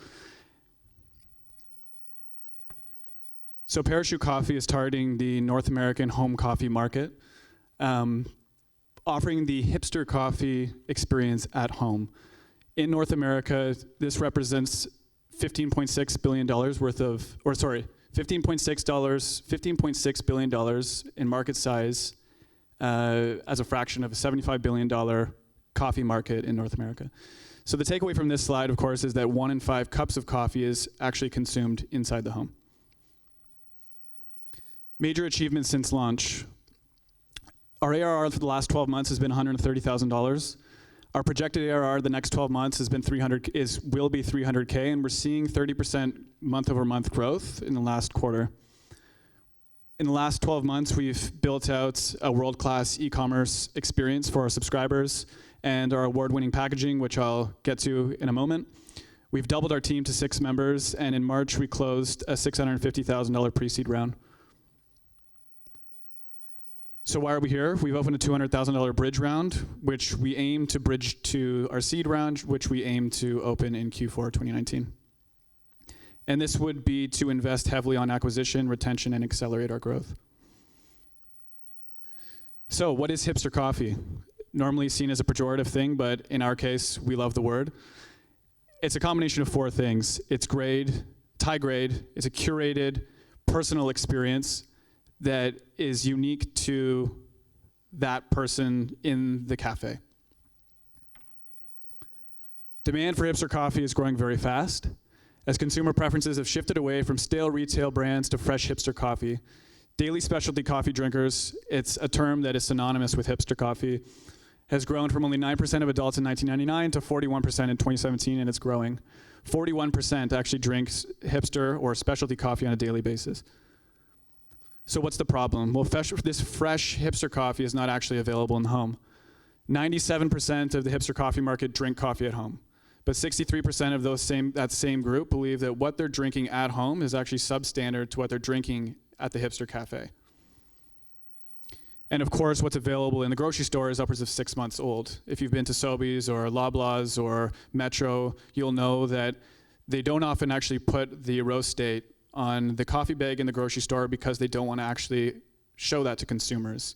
It's a stale product, and it's been sitting on the shelf, for 6 months. That was totally intentional, by the way. It's definitely intentional. That was intentional. Please get that on camera. That's right. So Parachute Coffee is the direct-to-consumer subscription solution for better coffee at home, and it's made up of 3 pillars. A world-class fresh specialty coffee. This is our product, and it's all housed in award-winning packaging, designed by our friends in Germany, an agency called Kolareb, and it actually just won an award 2 months ago by the Die Line. The experience, this is our bread and butter. This is personalized, convenient, and allowing the users to have full control over their coffee ritual at home. And the brand, of course, the fresh, iconic, memorable brand that is Parachute Coffee. And the opportunity is to build a $1 billion direct-to-consumer coffee subscription brand for the home. So what do our customers think? They love the product. It's overwhelmingly positive. I'm not going to spend too much time on the slide because you can actually see it on our site. We collect reviews from every single one of our subscribers, and we have an average rating of 4.92 out of 5. So we roast high-grade coffee in small batches and ship it to the customer's home within 48 hours. We have a proprietary roast profile on 3 SKUs, which I'll also get to, and we believe it's a mastered product. All of our coffee is scored above an 85 on a 100-point Q grade scale. And we make the home coffee ritual memorable with award-winning innovative packaging. A lot of intention was put into this, which was designed to be a very memorable, compelling experience in the home, and it's designed to be countertop worthy. And the third part of that, actually, I just want to draw your attention to is actually the cards. We're uniquely positioned as a subscription e-commerce brand to actually build a relationship over time with the customer. Unlike traditional retail, where it's a one-off purchase and there's lots of brands to look at, we can actually build that relationship over time in a very unique way through storytelling and brand. We have 3 SKUs, the limited edition, the medium roast, and the dark roast. The medium and dark roast are both blends of a Brazil and a Guatemalan coffee. These 2 SKUs remain the same throughout the year. The limited edition is designed for the segment that wants to explore a different coffee each month. It actually changes every single month to a new single origin coffee. We make it easy to make a personalized subscription through 2 things. Intelligent product recommendation if you're visiting the site for the first time and you don't know how much coffee you need for your household. You answer 4 questions and we'll actually recommend the product to you at the checkout.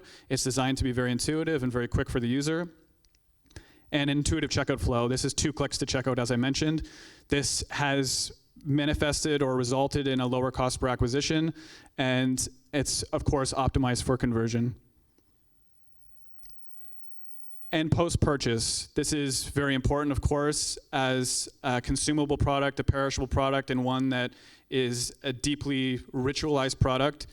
You want to make sure that, of course, you never run out of coffee at home, so we make it very easy to control the subscription. If you're going on vacation, you can pause the subscription. If you have family coming over next week, you can increase the size of the subscription. You can increase the volume, decrease the volume, increase the frequency, decrease the frequency. You can manage multiple subscriptions. 50% of our subscriptions are actually gift subscriptions. You can manage multiple gift subscriptions. You can manage a subscription for yourself. We are uniquely positioned to compete and grow. Amazon being the elephant in the room, of course. Amazon has a wide breadth of products, but what they don't have is a fresh product, and they don't have a winning brand on their site. It's not a mastered product. It's not personalized. Some might argue it is convenient, but it doesn't have the iconic brand, as I mentioned. Blue Bottle, we would say, is definitely competition, but what makes Blue Bottle an interesting form of competition is that they're actually restricted to the US. Thank you. We have successfully done all 3. So plans for our use of investment funding, as I mentioned, our operations are stable, our product is built, we're seeing significant traction month over month. The use of financing will actually go entirely to, or 50% towards growth rather, 25% will go towards constant improvement of our product, and 25% will go towards the company burn. Our team is 3 guys, Jake over there, our CCO, a ton of experience in brand building, former Leo Burnett guy. Yehia, our COO, former Googler, spent a great deal of time at P&G on brand initiatives. Also spent time at Sobeys in their strategy department. And we're very fortunate to be advised by this tremendous group of people, including JP and Angelo. We're thrilled to be here, of course, to offer this round to the 5 of you. And that's our presentation. Thank you very much. Perfect, thank you. You guys are up. What was your average price for a pound of coffee? Or does it come 1 pound typically, or 2 pounds, or what's the So it's a 10-ounce bag, which is enough for about 30 cups of coffee, and it's priced at $17 to $18. The limited edition coffee, which changes every month, is priced at $18 with free shipping.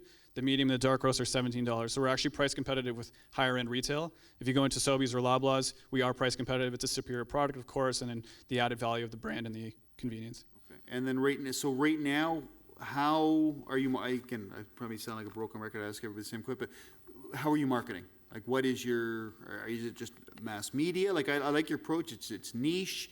Mm-hmm. You're a little on the high end. I'll be honest. I think your evaluation's a little on the high side for where your sales are right now. I think not totally sure it's going to equate to scale out to angel investment. I think this might fall into the categories of you're going to have a cool business, you're going to make a lot of money on it. It might not be angel, but it may. But what is your marketing plan and what is your exit plan? So we have two major channels, partnerships and search and social. Digital ads, of course, are a big channel for us. Partnerships, we have partnerships with Buns, HelloFresh, and Breville, the equipment manufacturer. We're further along in talks with their VP of sales and Brian Miller, their VP of marketing at Breville. These are contacts that have been very useful to us, and we're further along in the stages with them to actually getting inserts into every single piece of Breville equipment in Canada, which allow the Breville user to have fresh coffee, optimize their equipment, and make for a better home coffee experience. That would be the two major channels for us. Was there a second question? The exit, of course. The exit is obvious to us. You exit to a major CPG, Kraft Heinz, Campbell's, Smucker's, Starbucks could even be an acquisition channel or target for us. On the smaller end of things, for a smaller exit, we would be looking at the macro roasters in the United States that are actually having difficulty penetrating the Canadian market. You look at the Stumptowns or the Intelligentsias or even the Blue Bottles. Tonks was a very similar subscription to ours. They had 3,000 subscribers. They exited to Blue Bottle in 2017 for a sum of $12 million. Blue Bottle, of course, then in 2018 exited into Nestle for $735 million. Blue Bottle being a very strong brand play with a very strong e-commerce product, but the actual exit path was very clear for Tonks, of course, and very clear for for Blue Bottle. Good answer. You know your market well. That's good. Thank you. Hello. Hi.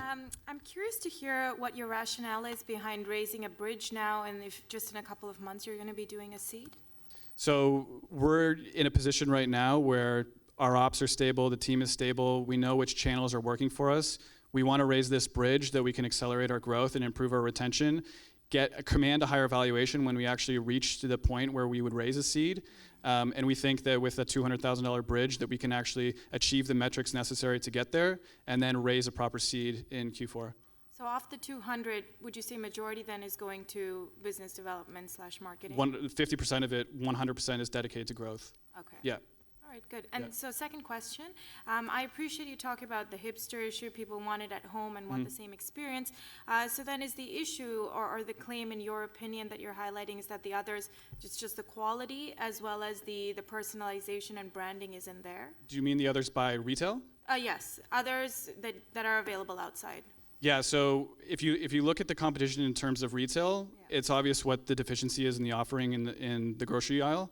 It's that the coffee's been sitting there for ages. It's not a fresh product. The actual Q grade of the coffee is much lower. This is like a commodity product. And secondly, it's not convenient. It's not at your door within 24 to 48 hours of it being roasted. Sure. And contrasting to the delivery ones, it's really the experience. Yeah, so pre-purchase and post-purchase, we're a digitally native brand, and that's where we know we can win, through storytelling and brand. And do you have commentary or anecdotal or otherwise data from your consumers that are saying this about their prior experiences with other products? Yeah, actually, I can show. That's actually why we added that testimonial here. This is a great example of the many testimonials that suggest that indeed there is a problem. What a great experience. Great coffee, fun. Oh, wait, sorry, this is not the one. The limited roasts are amazing. I love that every month. I get to try a new coffee without the hassle of going to the store. The store is cut off. I'm going to challenge your assumption that the competition's the stale coffee that sits on the shelf at Sobeys. It's really not. Okay. You know, if you're targeting the hipster community, they're going into the hipster cafes almost every day. And many of them have their own roasters in store. In fact, what pulls me in, is that smell of roasting coffee, right? Even as you pass by the front door. So on the shelves in those cafes are bags of coffee, roasted just that day. So in fact, they have a better convenience than you do. Your customers will have to wait 48 hours for the coffee to be delivered to them. I can just pick it up off the shelf. Okay, so to answer your question, thank you for the question, by the way. Two of the largest segments for our brand, we've done a tremendous amount. We used Nielsen a year ago to help us to really understand in a granular way who our customers were, and two segments really stuck out. And one being our largest segment, the suburban family does not have access to that exact type of experience that you just described.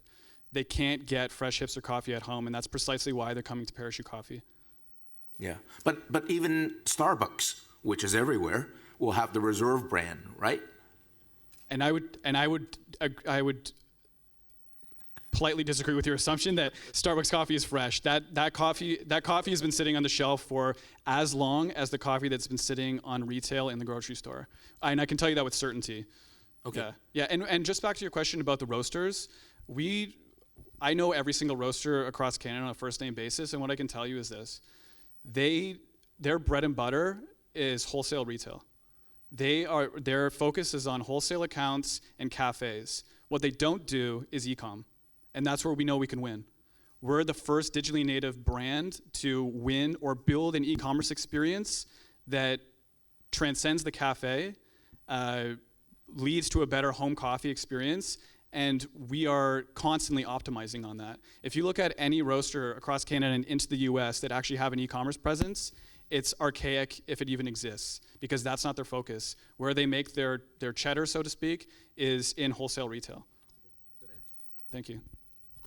Okay, perfect. We're at that time where, thank you very much. That was awesome. Thank you. Okay, so that was the first 5. Hopefully everybody got a lot of learning out of that, and some good, there were some great questions and some obviously great pitches as well. So now it's time to eat. There's upstairs, there's food, there's tea, water, and Parachute coffee. So now you guys can test out the coffee to make sure it wets the whistle, as they state. And we'll go from there. So we'll be back here in exactly 27 minutes, and I'll be running up there to let everybody know. 27, we have a 30-minute break, and then after the pitches, we'll then be able to hang out for the next hour, so there'll be lots of chatting at that point. So, yeah, we're good to go. Thank you, guys. All right, we're going to get started. So, just a quick housekeeping thing. When we are finished, the food and everything will still be up there, so you guys can go back and finish up what is outstanding. The drilling noise is not us. Unfortunately, they're probably taking the roof off right now.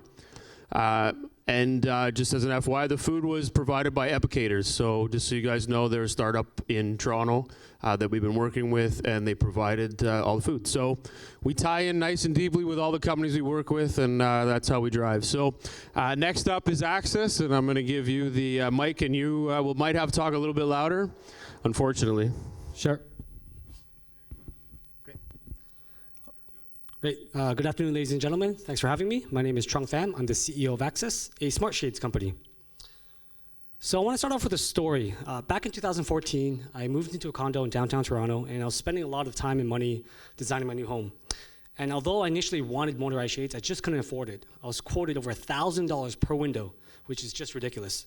So instead, I opted for manual shades. Now, a couple months later, when I had a little bit more disposable income, I went back to the same designer and asked him, can I get my shades motorized I bought from you? And that's when I learned that you can't motorize your shades once they've been installed. You have to replace them with brand new motorized shades. And that's why only 5% of shades today are motorized.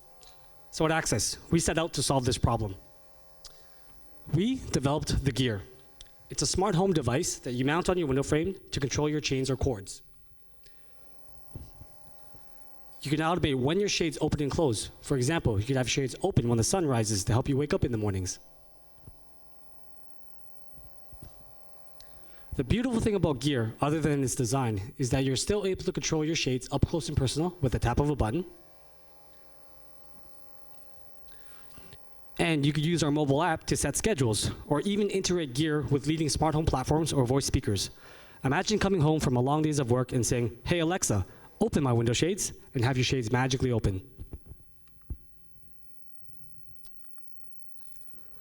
Now, our business model involves both high-margin device sales, where Gear retails for $249 with a cost of goods of $80, as well as a software component, where we earn recurring revenue through our premium automations. This includes our weather-based automation platform that leverages AI and sensor data to automate the shade position throughout the day, reducing and blocking solar heat gain and reducing indoor cooling requirements. So with the Access Gear, you get twice the possibility at half the cost. So in terms of our product roadmap, we'll be launching our weather-based automation platform later this year, or later next year in 2020. And by 2021, we'll have completed key building automation platform integrations, which allow access to connect and speak with other devices in the commercial buildings, such as the HVAC and the lighting. But our vision is to really build a strong and focused brand on smart window covering devices. We are currently developing a second generation of the Access Gear, which reduces the cost of goods from $80 down to $50 and lowering our retail price to $199, making it a lot more attractive to our mainstream market. We will then launch a series of new devices targeting Venetian blinds that traditionally tilt, as well as California shutters.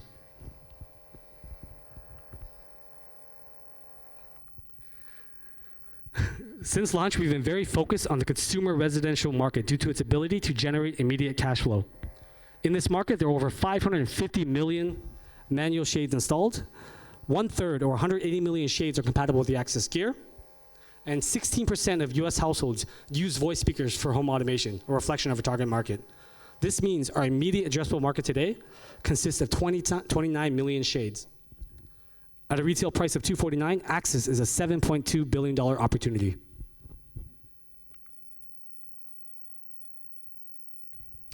So the competitive landscape is comprised of alternative solutions to our devices.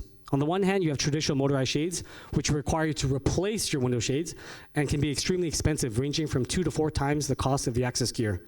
The motors found in this market are supplied by players such as Duya, Q-Motion, Somfy, Lutron, and Meco Shades. The alternative to window coverings in general is smart glass, which can tint in response to weather conditions. Smart glass is extremely expensive and supplied by players such as View, Sage, and Canestro, and can cost up to $5,000 per 5x9 window.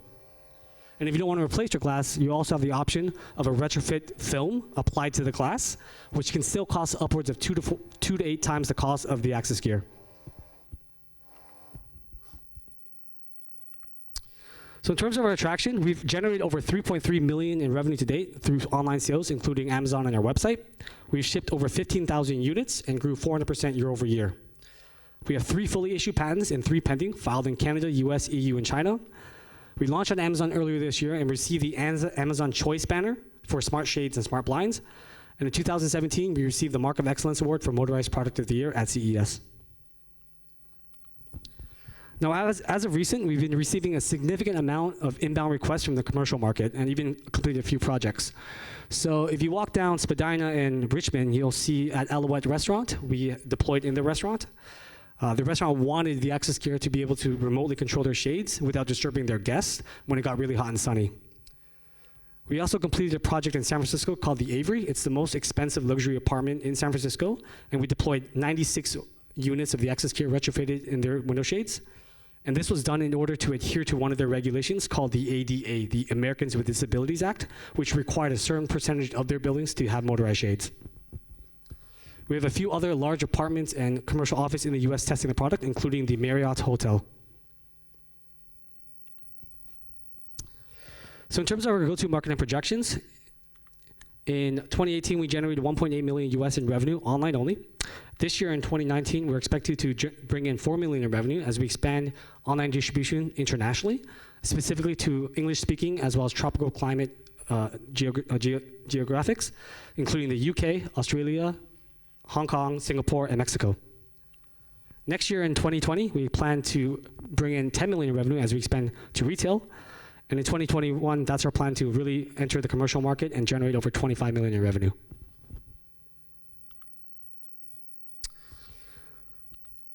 So we've raised over 3.2 million in revenue to date from really great angels. We're currently raising a small bridge round via a convertible note in order to position ourselves for a stronger Series A later this year.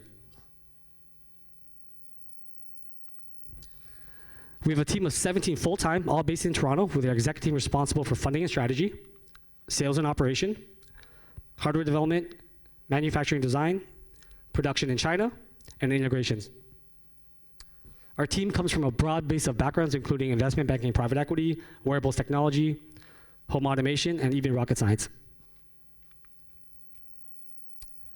We're also fortunate enough to have investors that really understand our space. Sean Daughtry was a co-founder of Mophie, who invented the iPhone battery case. She sold the company a few years ago for $100 million and is one of the investors in our current bridge round. She is a very strategic investor, helping us build our team in China, as well as helping with international distribution. Derek Luke is the CEO of Interexon, the maker of the Muse meditating headband. Derek regularly advises us on hardware manufacturing as well as startup strategy. And Trevor Bond was the former CEO of WP Carey, a New York Stock Exchange publicly listed REIT. When we plan to enter the commercial market, we'll definitely be leveraging his vast network. And that's it. Thank you, ladies and gentlemen. Thank you. All right, you guys are up. I might just start just because I wanted to recap on the slide with the ask and the terms. Yeah. And great to see you, Trong. I mean, we've seen you, it was a few years ago, and it's nice to see you keep going out here and growing and keep raising and growing, and it's excellent. And what's the valuation at right now? So we've been raising a convertible note with a 20% discount, 7% interest, and a $12 million US cap. Okay. Okay. 7% interest, 20% discount, and $12 million US cap. Hey, so what percentage of your business today is international? We actually just turned on international a couple of weeks ago. I think Shopify just announced a multi-currency feature that they're rolling out, and once they announced that, we were able to launch internationally. Okay, and you had mentioned Marriott and others. Is your price point the same for B2B? No, it's because they're high volume. We provide a 30% discount off the $249 price point. Okay. So you're talking about $175. Typically, these big commercial properties want us to do the installation. We outsource it to a company called Hello Tech. They're a big installer in the consumer electronics space, and we charge a markup for that as well. So we quote them, and Hello Tech charges us a fee, and then we charge a markup. Okay. And you spoke briefly about your AI and how you'd like to develop that in the future. Could you provide maybe some concrete examples as to the application and the value add? So we're actually in the middle of a grant with SDTC for $3 million. It's both a development and deployment grant. So we're going to be deploying in 2 properties in Toronto. One is a office space on the east end, and one is the Annex Hotel. And the idea is that you're developing our solution for the commercial market, and you're basically automating based on weather conditions and how the occupants use the device. So office space is different from hotels. One thing with hotels they want to do is they want the shades to automatically lower when the guest leaves, so it reduces all the light that comes in, all the sunlight. What happens is that when the shades are always open, it really overheats the rooms, and it forces the HVAC to work harder because there's a set temperature. So just by lowering the shades automatically, you reduce indoor cooling by 10 degrees. And from our calculations, you could reduce $50 per device of energy costs per year. So our payback period is just under 4 years.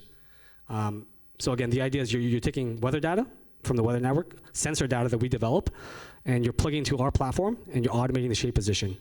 Solar heat gain is one aspect. The other aspect is called daylight harvesting, where you're automatically opening the shades to capture natural daylight, reducing the lighting consumption required. And if you have dimmable lighting, it's more impactful because then you could optimize the correct lux level. So in that first scenario, is the expectation then as the individual returns home that they could program beforehand that they're coming home and they'd like for it to be open?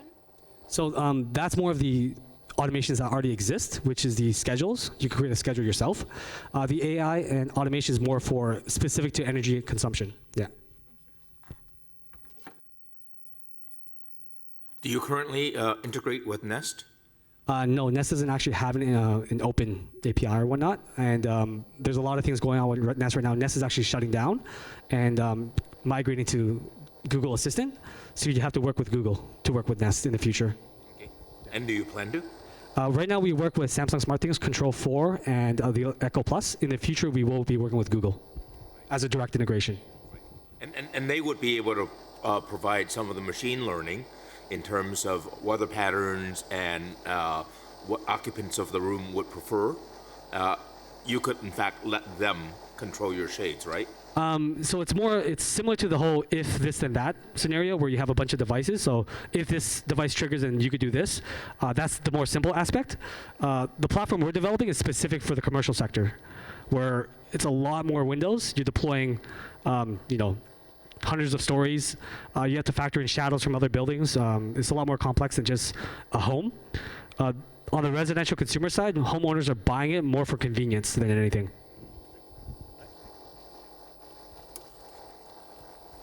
Tronk, great seeing you again. The retail price $249.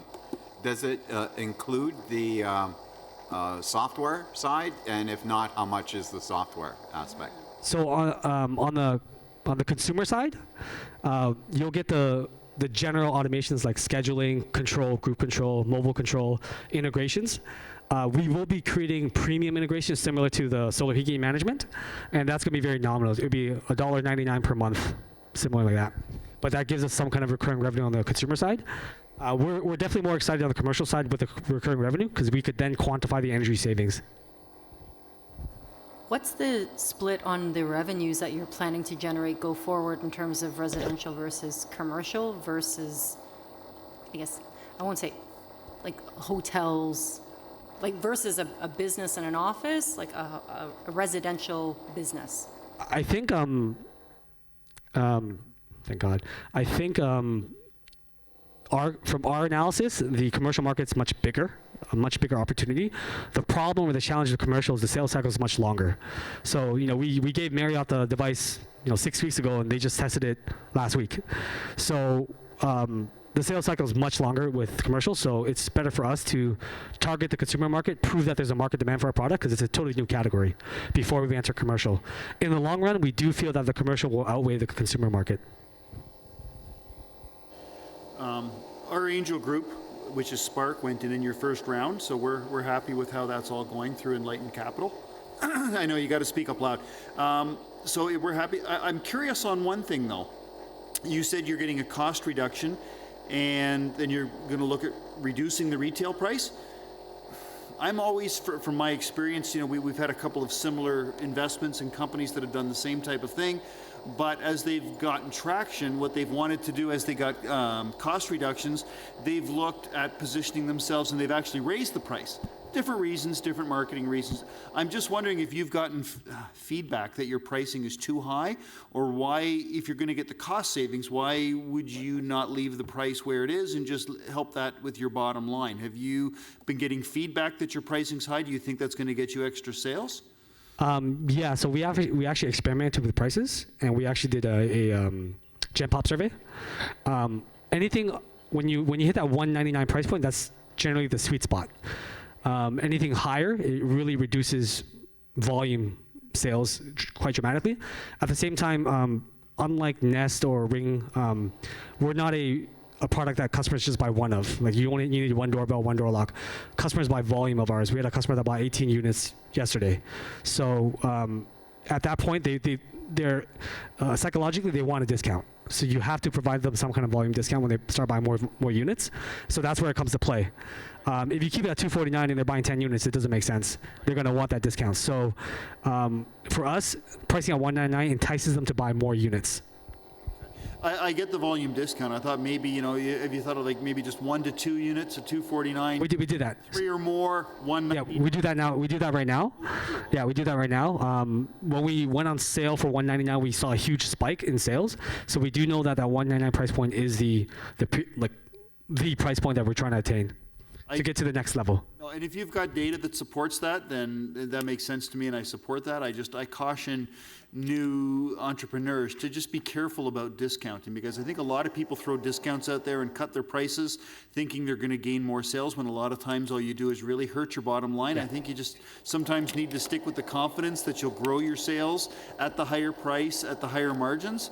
I'm thinking of Jamstack, for anybody that's taking a look. We actually increased our price. Yeah, they basically upped their price. As their sales went up, they kind of go, we're leaving money on the table. And they actually increased their sales on Amazon, like they increased their price, increased their sales. Mm-hmm. So it's a different product, I get that. It's, but I'm just saying, if you've got the data to support it, but just don't discount too quickly. I actually increased it. I think when we launched, we were in pre-order mode. We were selling for like $189. And then we kept them moving up like $229, and then $249 was the price we kept it at for the last year. Okay, perfect. All right, thank you very much. All right, Green Apple, you're up. Thanks, buddy. Thanks, man.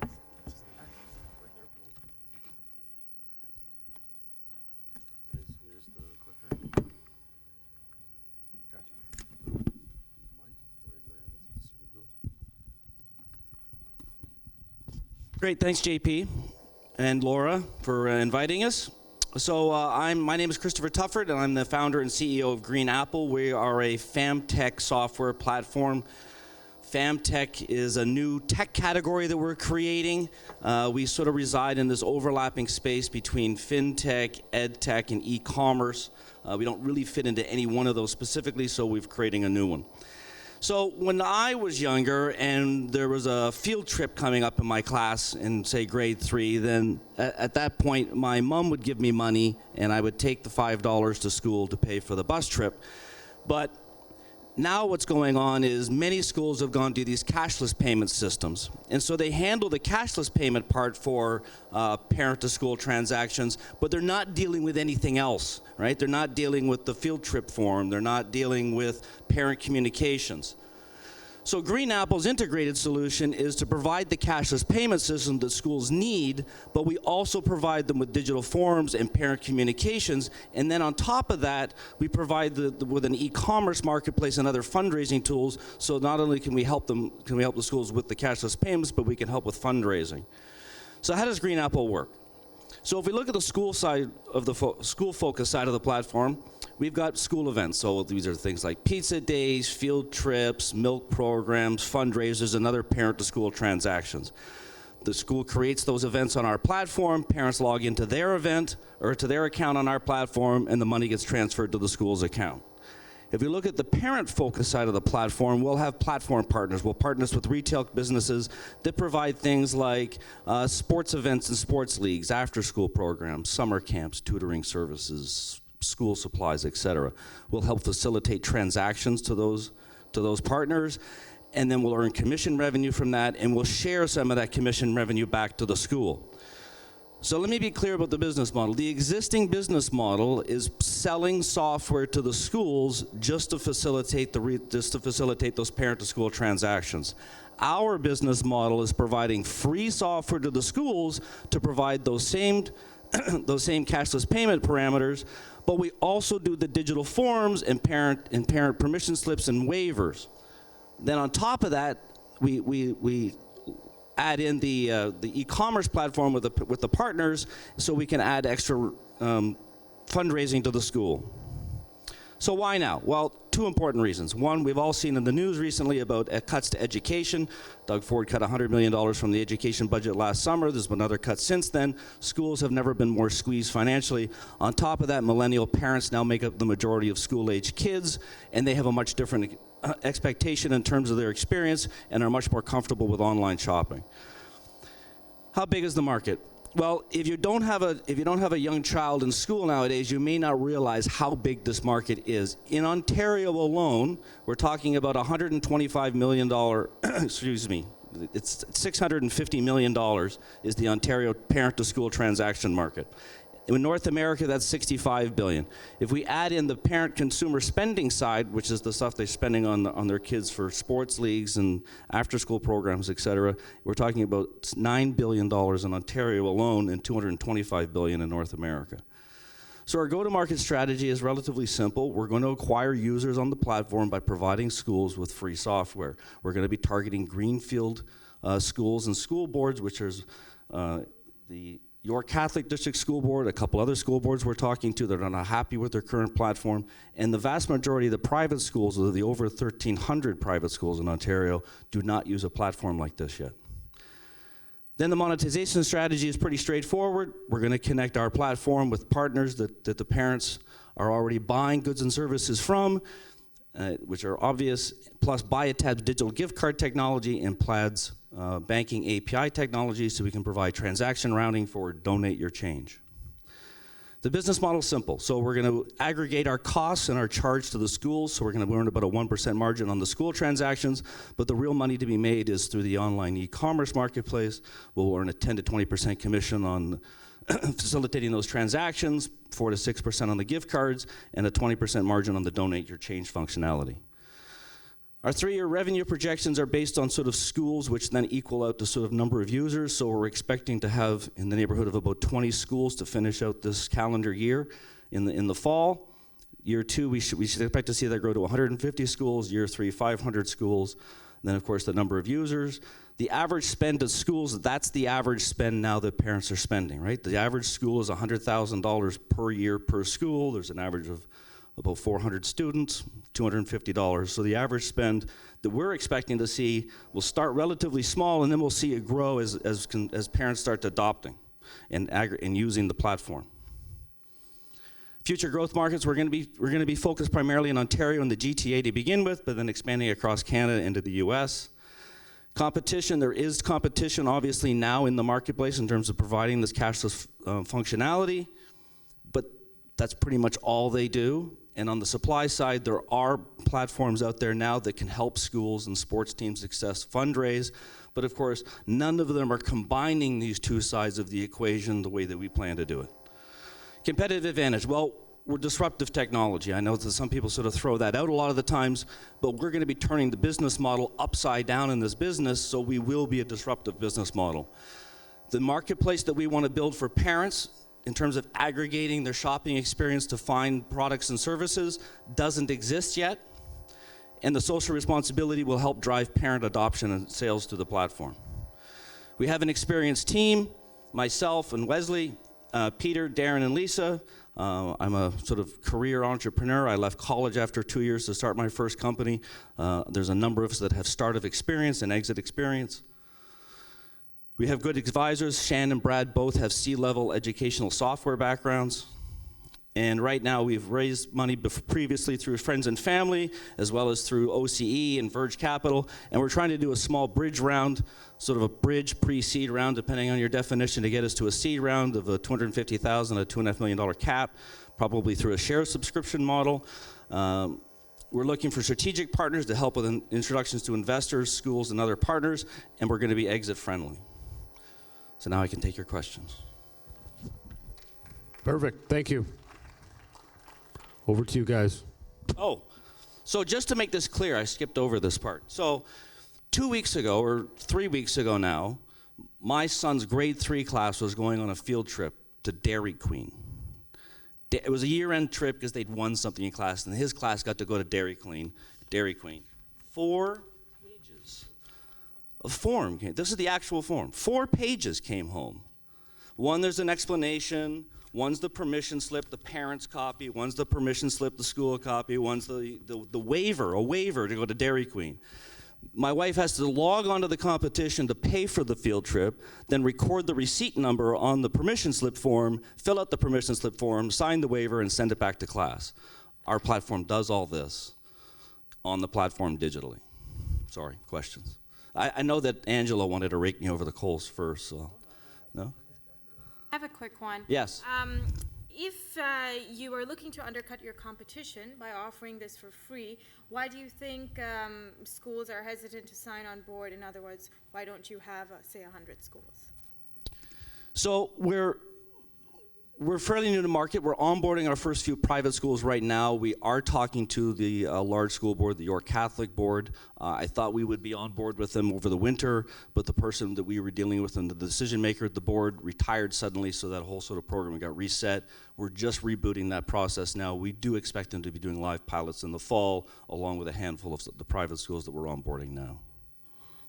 I don't think there's much of a, schools are generally slow to react, so I know that there's the downside in the sales cycle is school boards can be slow to act. The upside is once you're in for a long time, and when you're providing them a better product than using now at less money, free, nobody's getting underneath us once we're inside the school. So you haven't necessarily experienced an objection from No, as a matter of fact, we through Peter has a couple of contacts that we're working on and a couple other boards, and they're not happy with the solution, but it's really all they have. So we expect that once we're in the market and proving out that the solution does well and provides money back to the school, our phone will start ringing rather than having to go out and find them. So Chris, sorry for the noise. It's just bad gas. Who's the decision maker in the school that says, okay, we'll adopt this, and how difficult is it to get to that champion to get the buy-in? So two channels, right? Private schools, public schools. Private schools, the decision maker is typically the owner, the principal, and then the decision maker you can get to relatively easy, and they can make a fast decision like any other business. Public Catholic school boards, the decision maker actually tends to be in an accounting or budgetary function. Jackie, who retired, was the manager of budget and audit services. We're speaking with another woman who's the manager of finance at the Hamilton Wentworth Catholic Board. So that tends to be where the decision maker is. And like anything else, a lot of the times it's you can do some cold calling, but warm introductions and referrals are the best way in. Yeah, I can see that as being a challenge in navigating through to that decision maker. But we can be busy for the next 18 months just going after private schools in Ontario. Yeah, and that's where I'm leading towards. That's probably where the low-hanging fruit is. Absolutely. I think my question just kind of overlaps. So if you're working with the big school boards, Toronto, York, Durham, any of these big boards, do you have to pitch it school by school, or can you go board-wide and they'll implement it board-wide? It's all done board-wide. Okay, thank God. Once you get buy-in of the board, they just implement it in the schools. You do not have to do this at the school. You'd blow your brains out going. Yeah, like the competition on the supply side, they have to do it at they have to do it at the school level. So if the school wants to use the gift card reselling platform, the principal has to bring that into the school. That's not done at the board. We are done at the board. So the system I know, my kids are mostly through that now. School Cash Online? Cash Online, right, in Durham, both Catholic and public, and Clarington. And Wife hates it. Okay, well, that's what I was going to say, and I know exactly what you're saying. What is it costing the schools compared to, like you saying, you're going to offer it for free? What are they paying for Cash Online? On average, $100,000 per year. That's what they're paying on a board-wide, okay. Yeah. So your sales presentation, your sales technique is basically, right off the top, we can save you $100,000. Yeah, we can save you a lot. Plus the benefit of going. Yeah, and this is a bigger deal. I'm having a great conversation with a woman who's on the board of directors at Appleby College, and she said, after that boy drowned in Algonquin Park 2 years ago on a school trip from the TDSB, she said risk management from permission slips and waivers became a much bigger deal at the school level than it used to be. So providing them with digital forms and waivers is something they're really looking for now. No, for sure. Okay. All right. There's another venture in the local ecosystem that, in fact, is going after the same customers. I don't remember the name of the company. What they do is that they plan field trips and present a package of trips to a school district so that they have a menu to choose from. I think that they also provide sort of e-commerce in terms of cashless payments. Are you aware of them? I can't decide whether or not they're your competitor or a potential partner. How do you view them? I would probably view them more as a partner because I don't think they're doing the other solutions within the school. Because we don't just do field trips, right? Right. We do pizza days. We can do just sending out a form that they need because every year the school sends out a media release that you need that the parents need to sign. We can do that for them. We can do all sorts of things that aren't just field trips. Right, so right. they would be more of a partner. That's their sole focus, and then they have to deal with some of the things that you have to deal with, the forms and so on. Yeah. Right. But they do more than what you're doing because they go out and they source suppliers for their trips. Right. They were a BC company. Are they? They were BC. Okay. Yeah, British Columbia. Okay. They were on a field trip. Yeah.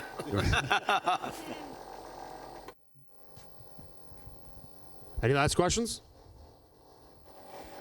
I like to see you back. Obviously, you presented with our expo, so that was great. I think the growth that you're focused on, not growth, but the opportunity that you're focused on now, or that you were talking about, is the digital forms and the risk mitigation.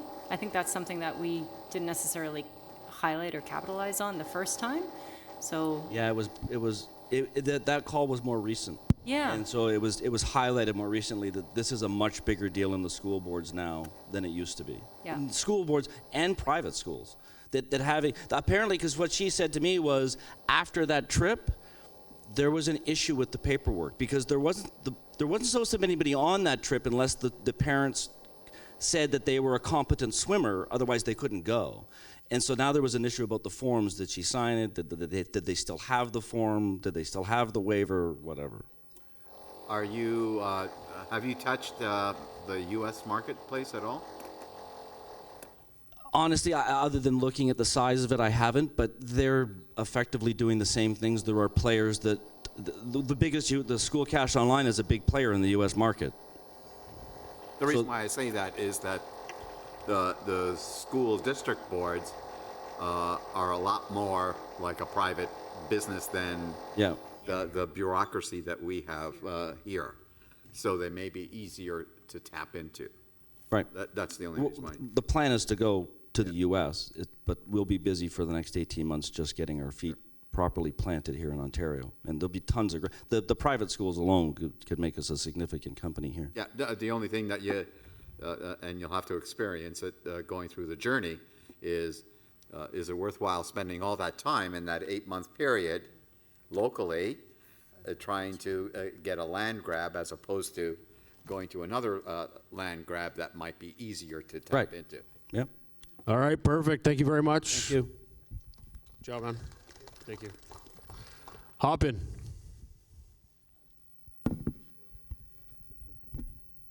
Mike. Clicker, so you hit that one to go right, and that will move you forward. Good to go. Would you fund me if I could get rid of the noise? That's what we do. Oh. Ready? So my name is Eric, and I'm the CEO and co-founder of Hopin, the better way to commute. So Hopin is a logistics software company that offers corporate shuttles for the daily commute, and we're tackling one of the #1 reasons why people leave their jobs, a bad commute. 1 hour, each way, every single day. These are the commute times that most of us face on a regular basis. It's stressful with tricky and unreliable connections to mass transit. I mean, I can't tell you the number of times that I've been late for work because of a transit or traffic delay that I had no control over. I'm really happy that Angela's here actually, because I remember you told me that you once quit a job because the commute was so bad. And so companies are starting to lose talent like Angelo. Whoop. Starting to lose talent like Angelo. In fact, 23% of people that quit their jobs do so because of a bad commute. Companies are losing tens of billions of dollars a year because their employees are late by 15 minutes once a week. So here's how Hopin solves that. We use our logistics and planning software to organize daily shuttles for corporations. We offer a last mile solution connecting them from transit hubs to work and back. Now for the employers, we use all of this journey data to track and improve their punctuality while boosting employee wellness and talent retention. So here's a screenshot of our web app MVP. It looks a lot like Google because we have integrated their APIs. It's really simple. We go through corporations to survey their employees and collect all the data we can about their journey and their commute.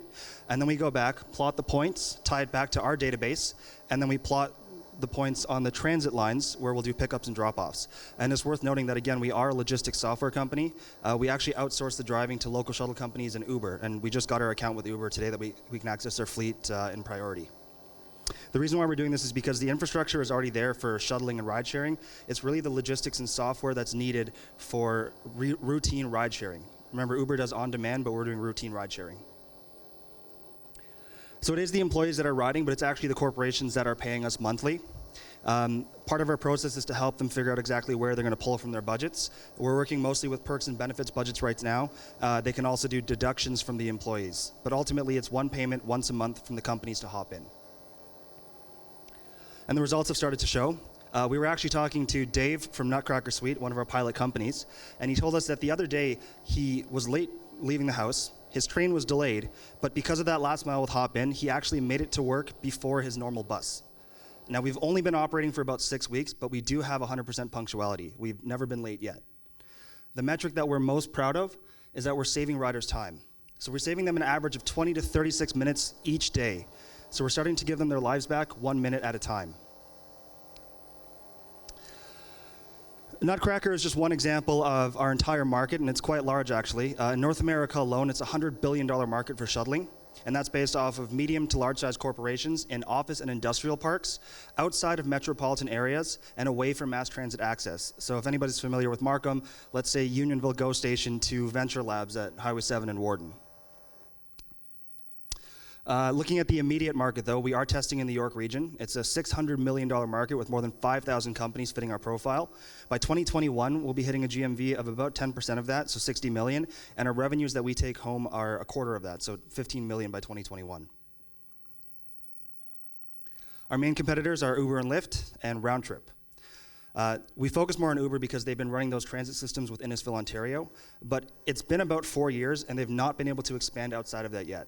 Now, our hypothesis is that they're having problems with logistics because, again, routine ride sharing is completely different from on-demand services. Roundtrip is the closest thing to us, but they operate only in Philadelphia in the States. They're a logistics software company organizing shuttles for the healthcare industry specifically. So our advantage lies in 3 key indicators. We are a logistics software company. We don't have the cost or the liability of fleet operations like Uber and Lyft. This allows us to be extremely versatile and quick and easy to scale. We are low risk and low liability, unlike Roundtrip, who faces many regulatory hurdles in the healthcare industry. And lastly, and most importantly, is the relationship building. So Hopin can actually reach economies of scale very, very quickly. We insert right away with one company in the industrial parks, and then we flip them as a referral client immediately. The reason why we do this is because with each company we add on in that park, their cost goes down. We start splitting the cost of the ride amongst them. Our traction so far, again, only 6 weeks of operations, but we've accumulated $4,000 in revenue, and we do have the cash in hand. We've released the web app MVP, which we're using now, and the mobile app is coming for our riders. We're also going to set up the companies with dashboards to show them real-time metrics tracking and engage them one-on-one if we need to. We've raised $45,000 to date from private investors and the Young Founders Fund, and we have $50,000 committed from a private investor, and we're doing it off of a convertible safe agreement. This will see us raising our pre-seed round of $250,000 by September. Walking into Q1 of 2020, we're going to raise a seed round of $1.5 million to scale the team and pad them with some experienced people from logistics and business development backgrounds. And then what we're really excited for is March 2020, when we get to start constructing our deep learning machine. We did turn down the Creative Destruction Lab this year. We asked them to give us another year to collect data and build the machine. We are going to create a prediction machine around urban development. So we're working with cities and we're working with companies to take a proactive approach to how we design the infrastructure of transportation channels. We actually today just went to a meeting and we're going to be working and testing with 5G with Mars as well. So our team across the board, we have 6 people right now. My co-founder and I are the 2 full-timers. I have about 6 years of experience in public relations with the government.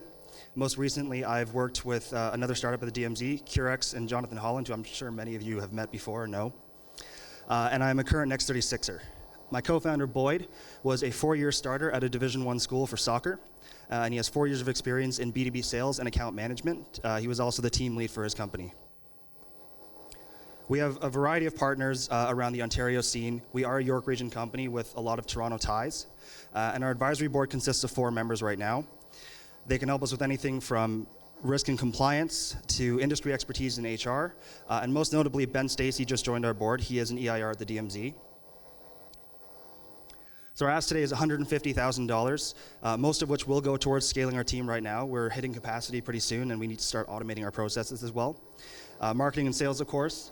Overhead and working capital is pretty big for us up front. And then, of course, software and development, because we are working with sensitive information, so we have to make sure that we're encrypting the lines properly and securing the back end.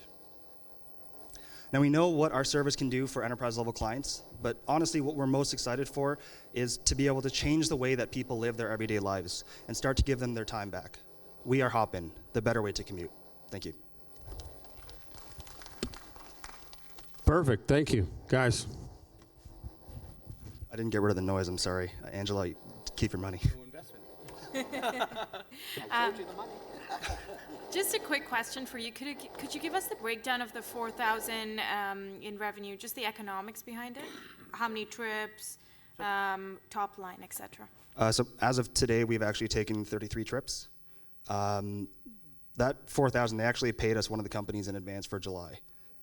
So they love the service so much in June that they said, we'll just lock it in and pay you the money right now.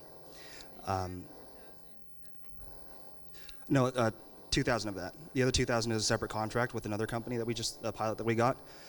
With them, they actually paid in advance too. I'm trying to figure out why companies are paying in advance now, but we do like net 30 invoicing, so they don't have to pay right away, but the 2 so far have. we kind of invoice you based on the cost of the ride. So we'll pre-schedule your Ubers or pre-schedule the shuttles, charge you that cost, and then our service fee as well for the planning and then the metrics tracking as well. And so what are the major variables there? Sorry. What are the major variables there as you're quoting them a price? I mean, one thing is, yeah, it's like cost plus the service, yeah. The service is pretty fixed, actually. We know how much time we're taking now and how much labor it costs and everything. It's honestly Uber. They give us a range for the pricing, so we kind of charge an average there. Most months we'll actually take away quite a bit of profit, but the odd time we'll get dinged and take a bath on it. But we are not actually subject to surge pricing, so that's one good thing. Did I understand correctly? Did you say you're raising your funds as a SAFE rather than a convertible note or a pref shares? Not like a true safe, though. It's Sorry, as an angel investor, we're sort of, we're all very gun shy about safes. So what do you mean not a traditional safe? So what is your package look like? So it's a safe $2 million cap. It's a 10% discount, and then we have a liquidation date of 3 years. No discount. 10% discount. Or no interest then? No interest. Yeah. So that's what you mean, the subtle difference Yeah. between the convertible note and the, quote, the convertible safe. Yeah. So in essence, it's what we define as a Canadian safe as opposed to the traditional safe. It's a convertible note disguised as a safe. Yeah. That's Correct. okay. Correct. That's Okay, that's fine, as long as it's not a safe. Not a real safe, right? Exactly, No as long as rights. it's not a real safe, yeah. It's a simpler way, cheaper never way to do that move to you. forward. Okay. Right.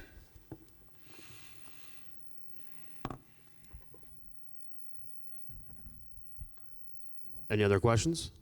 Yeah. One observation. In the diagram that you showed between the commuters that go from the home and then catch transit, take transit, and then end up at a depot somewhere where there's a shuttle waiting for them to take them to the office. I'll just note that that situation is not symmetric. And in fact, the journey from the home to the transit can be accommodated by parking lots at transit. And you get passengers or commuters from a very dispersed neighborhood at one end, but then it's very focused and concentrated once that train lands at the station.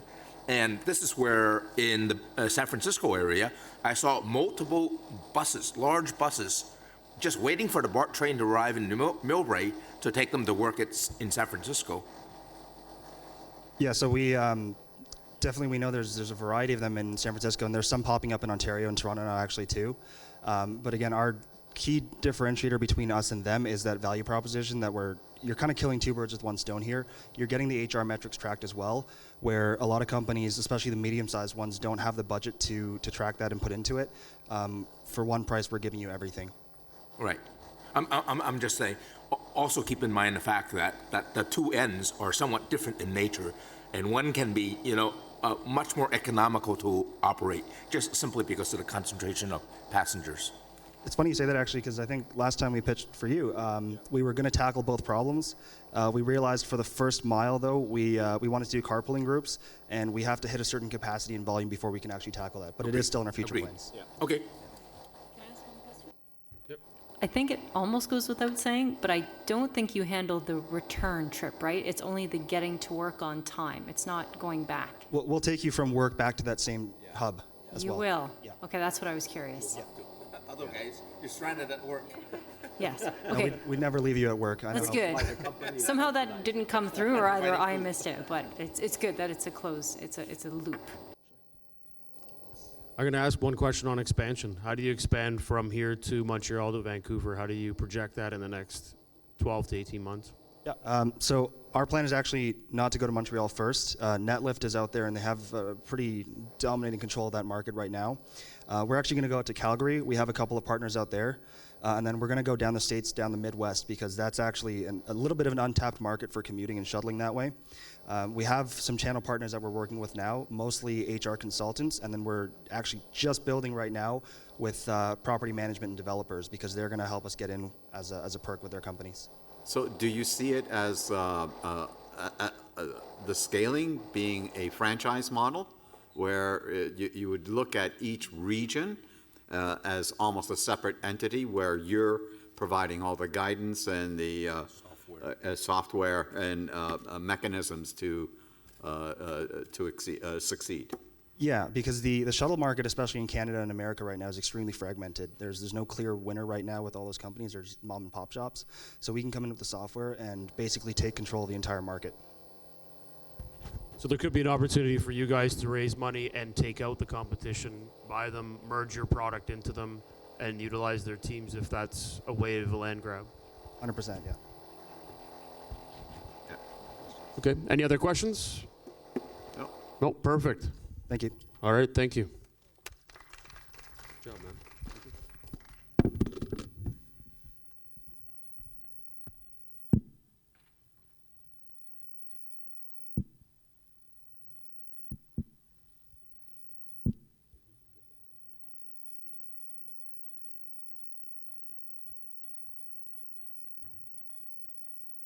HUD Studios, you're up.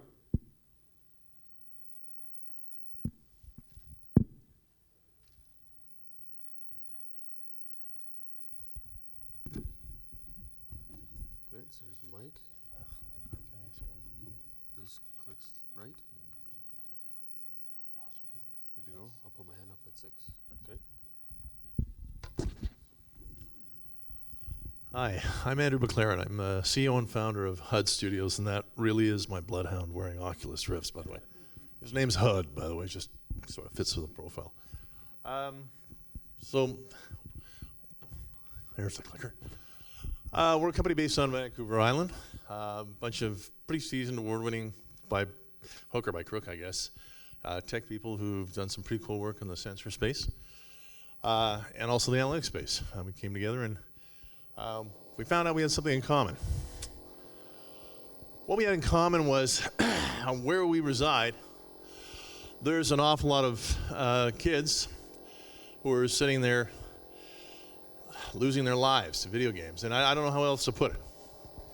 So when the World Health Organization announced that gaming disorder was now an official disease of epidemic proportions, not locally but worldwide, we kind of thought we'd put our heads together and see what we could do about it.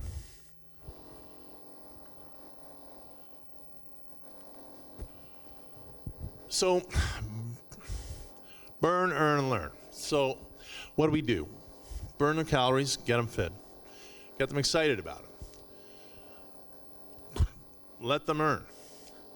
Well, what does that mean? Well, they can compete, win prizes. Get them excited, get them caught into it, but in a healthy way. And then finally, learn. Well, you can learn any number of things. For example, you can learn that we have an educational program at every level of game that you can take to get a university-accredited diploma. So we get the kids fitter, smarter, and it's fun. Have I gone one step too far? I'm getting a kink in my neck going backwards and forwards here. Sorry, guys. So our value proposition, it's fun, healthy, makes you feel good. We sort of established that. But the cool thing about this from our perspective is we did two really neat things without knowing. It supports physical health, which seems obvious from a fitness perspective. But it also helps as a form of management for things like PTSD, stress, depression, and anxiety disorders. So these are the culprits, so to speak. It's a single offering of two devices that ostensibly help you to enjoy games better than you ever did before. The top device will play any PC game in the world. It's portable, about half the size of this, sticks onto a bike pedal, pulls off, can go onto a bike, treadmill, elliptical, rowing machine, and you can then work your way through any PC game playing on any of those devices. Right now, though, we're starting with one thing at a time, spin bikes. Should be known that we do have all of the IP. We have four patents now applied for. All of them are utility patents. One of them is in international. That's our core patent technology. The other three are in Canada, US, and the United Kingdom. So our business model, we're going after the fitness and the gaming market. They sort of intertwine here at this stage with esports and fitness gaming. The revenues we're looking at, we try to make it simple. $199 for each of the products. They go together. However, they can operate independently. It's a nice bonus. And the gaming market, of course, fitness market. The hotel resorts has kind of exploded onto us without asking, and they're supporting good products. Right. Well, the market size, we're pretty comfortable with that. It's a large target. It's a very competitive market. However, we do have uniqueness in our device technology. We think we've got a pretty compelling offering in terms of its benefits. So I think we're taking a good shot at it.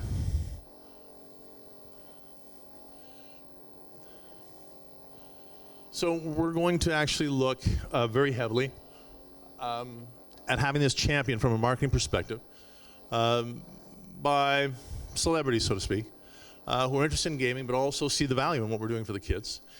And I'm going to digress for a moment because it isn't just kids. The implications on next generation adults who are now playing has been substantial from a family dynamic standpoint. Again, aggressive digital marketing, much as was spoken earlier. We're looking very heavily at the blogging, obviously. From the social media and ad campaigns, we hope they're going to be fairly impactful. Historically, they seem to be a good way to go in this space. Now, these are 3 listed competitors, and I say the word listed very specifically. I've watched the growth of the first one. I've watched it grow, go down, grow, go down.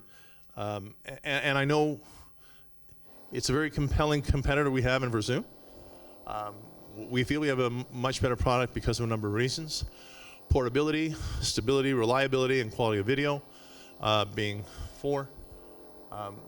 Zwift, the next competitor, an outstanding business model, which has grown dramatically. Not really a competitor. In fact, we made it a point to support both Zwift and Peloton.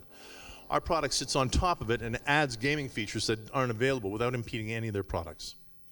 In fact, we were testing it this afternoon, just down the road. So, this is our team. That'd be me, the top guy. I consider myself a very fortunate Canadian. I've been fortunate enough to accidentally or otherwise get hired to run IBM for Europe, Middle East, and Africa for their analytics division, and then I guess Microsoft's consulting arm with Accenture, which was Avanade, for the UK, and then EMC for Europe, Middle East, and Africa. And I've had a good career in the space. I've bet at a lot of companies as a result. This has definitely been the most fun and the most exciting one for me. Eric, rockstar developer, and Charles and Josh can't say enough about what they've done for our product line. These fellas are a rockstar at the top. Matt Yeager is the top Google Cloud consultant in Europe.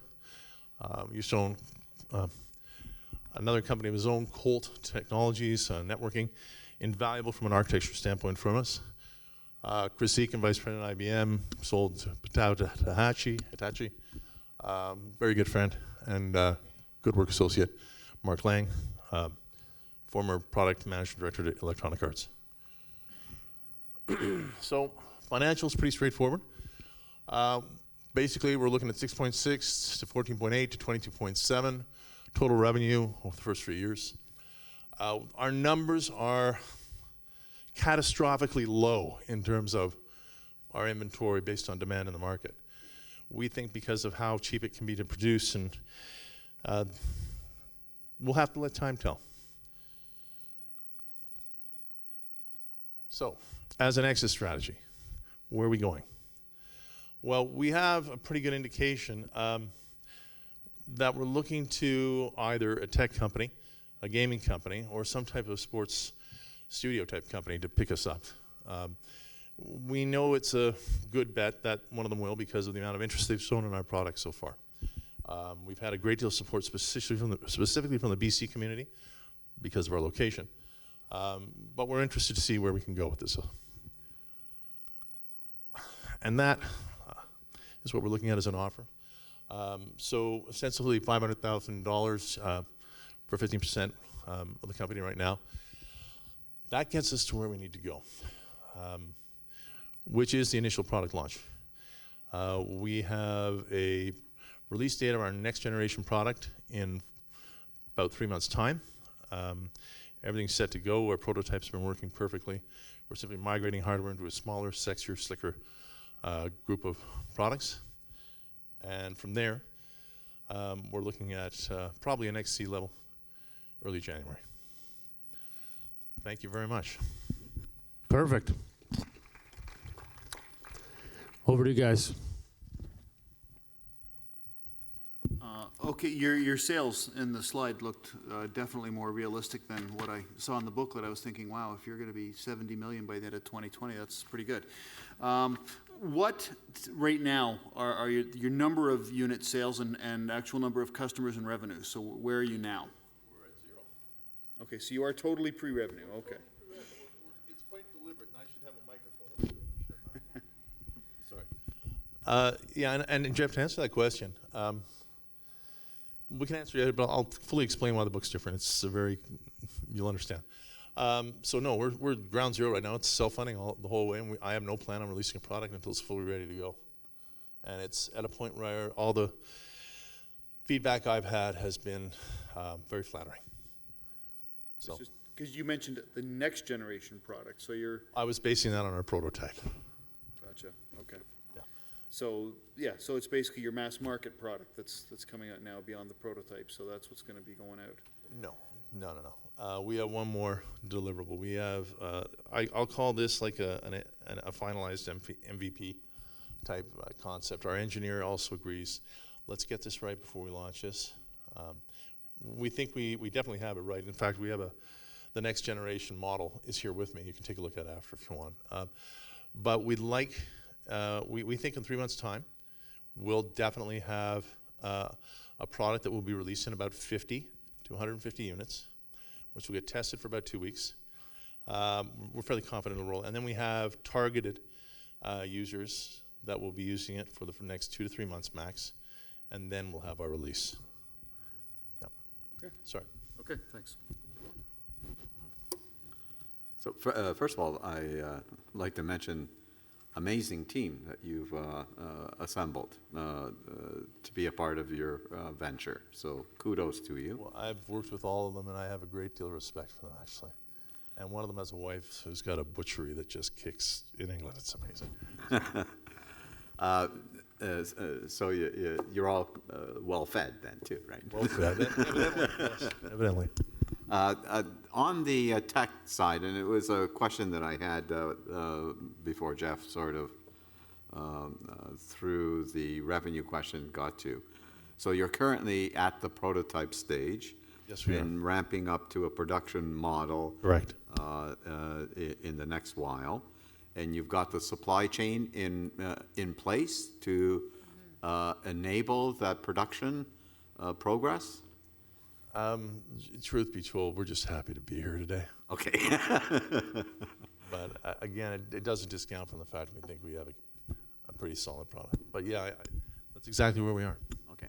And from an investment, I take it this is your first external investment, correct? Yeah, it is.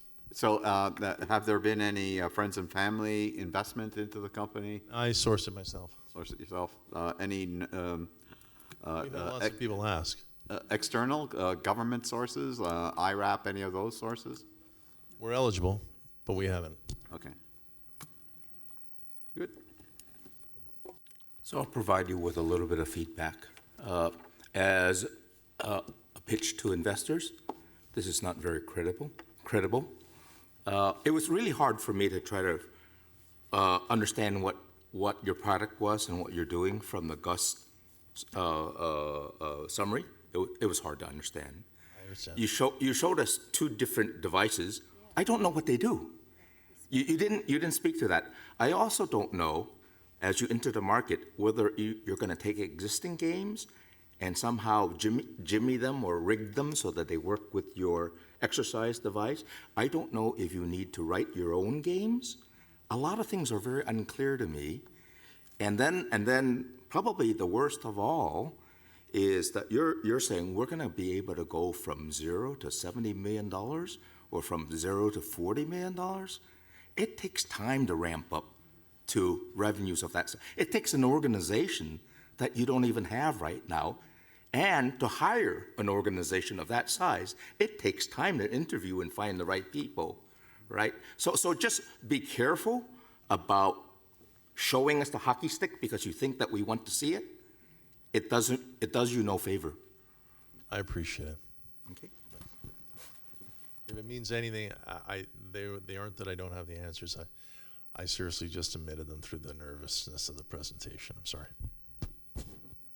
Yeah, no, it's hard to stand up for the first time and speak to a group of people. I understand that, right? And kudos to you for doing it. Yeah. Thank you. Especially in a large room like this. Yeah. So just a question on the go-to-market. So right now, obviously, your prototype stage, you're looking at the MVP coming out next, and then you'll be ready to kind of mass market. And obviously, there's a huge market. Do you have any, you mentioned something about like celebrities, or do you have any influencers that are currently kind of on your radar that you want to be targeting, that you're already in talks with? Because I'm not hesitant to say it. How do I say this? So the answer to that would be very specific individuals have been brought to my attention who will be contacted about taking this out. They're all familiar names, so the answer is yes. But I'm not going to go spewing names until I actually see something signed on paper. I think talk is what it is. So, but, yeah. Okay, well, we're there. We're at that time, so thank you very much. Thank you. That was good. Thank you. Perfect time. All right, I'm not going to lie, but that noise eventually just keeps going and going. So I guess we are at the end of the event. So I ask the 5 advisors if you guys can give me the list, as I mentioned prior.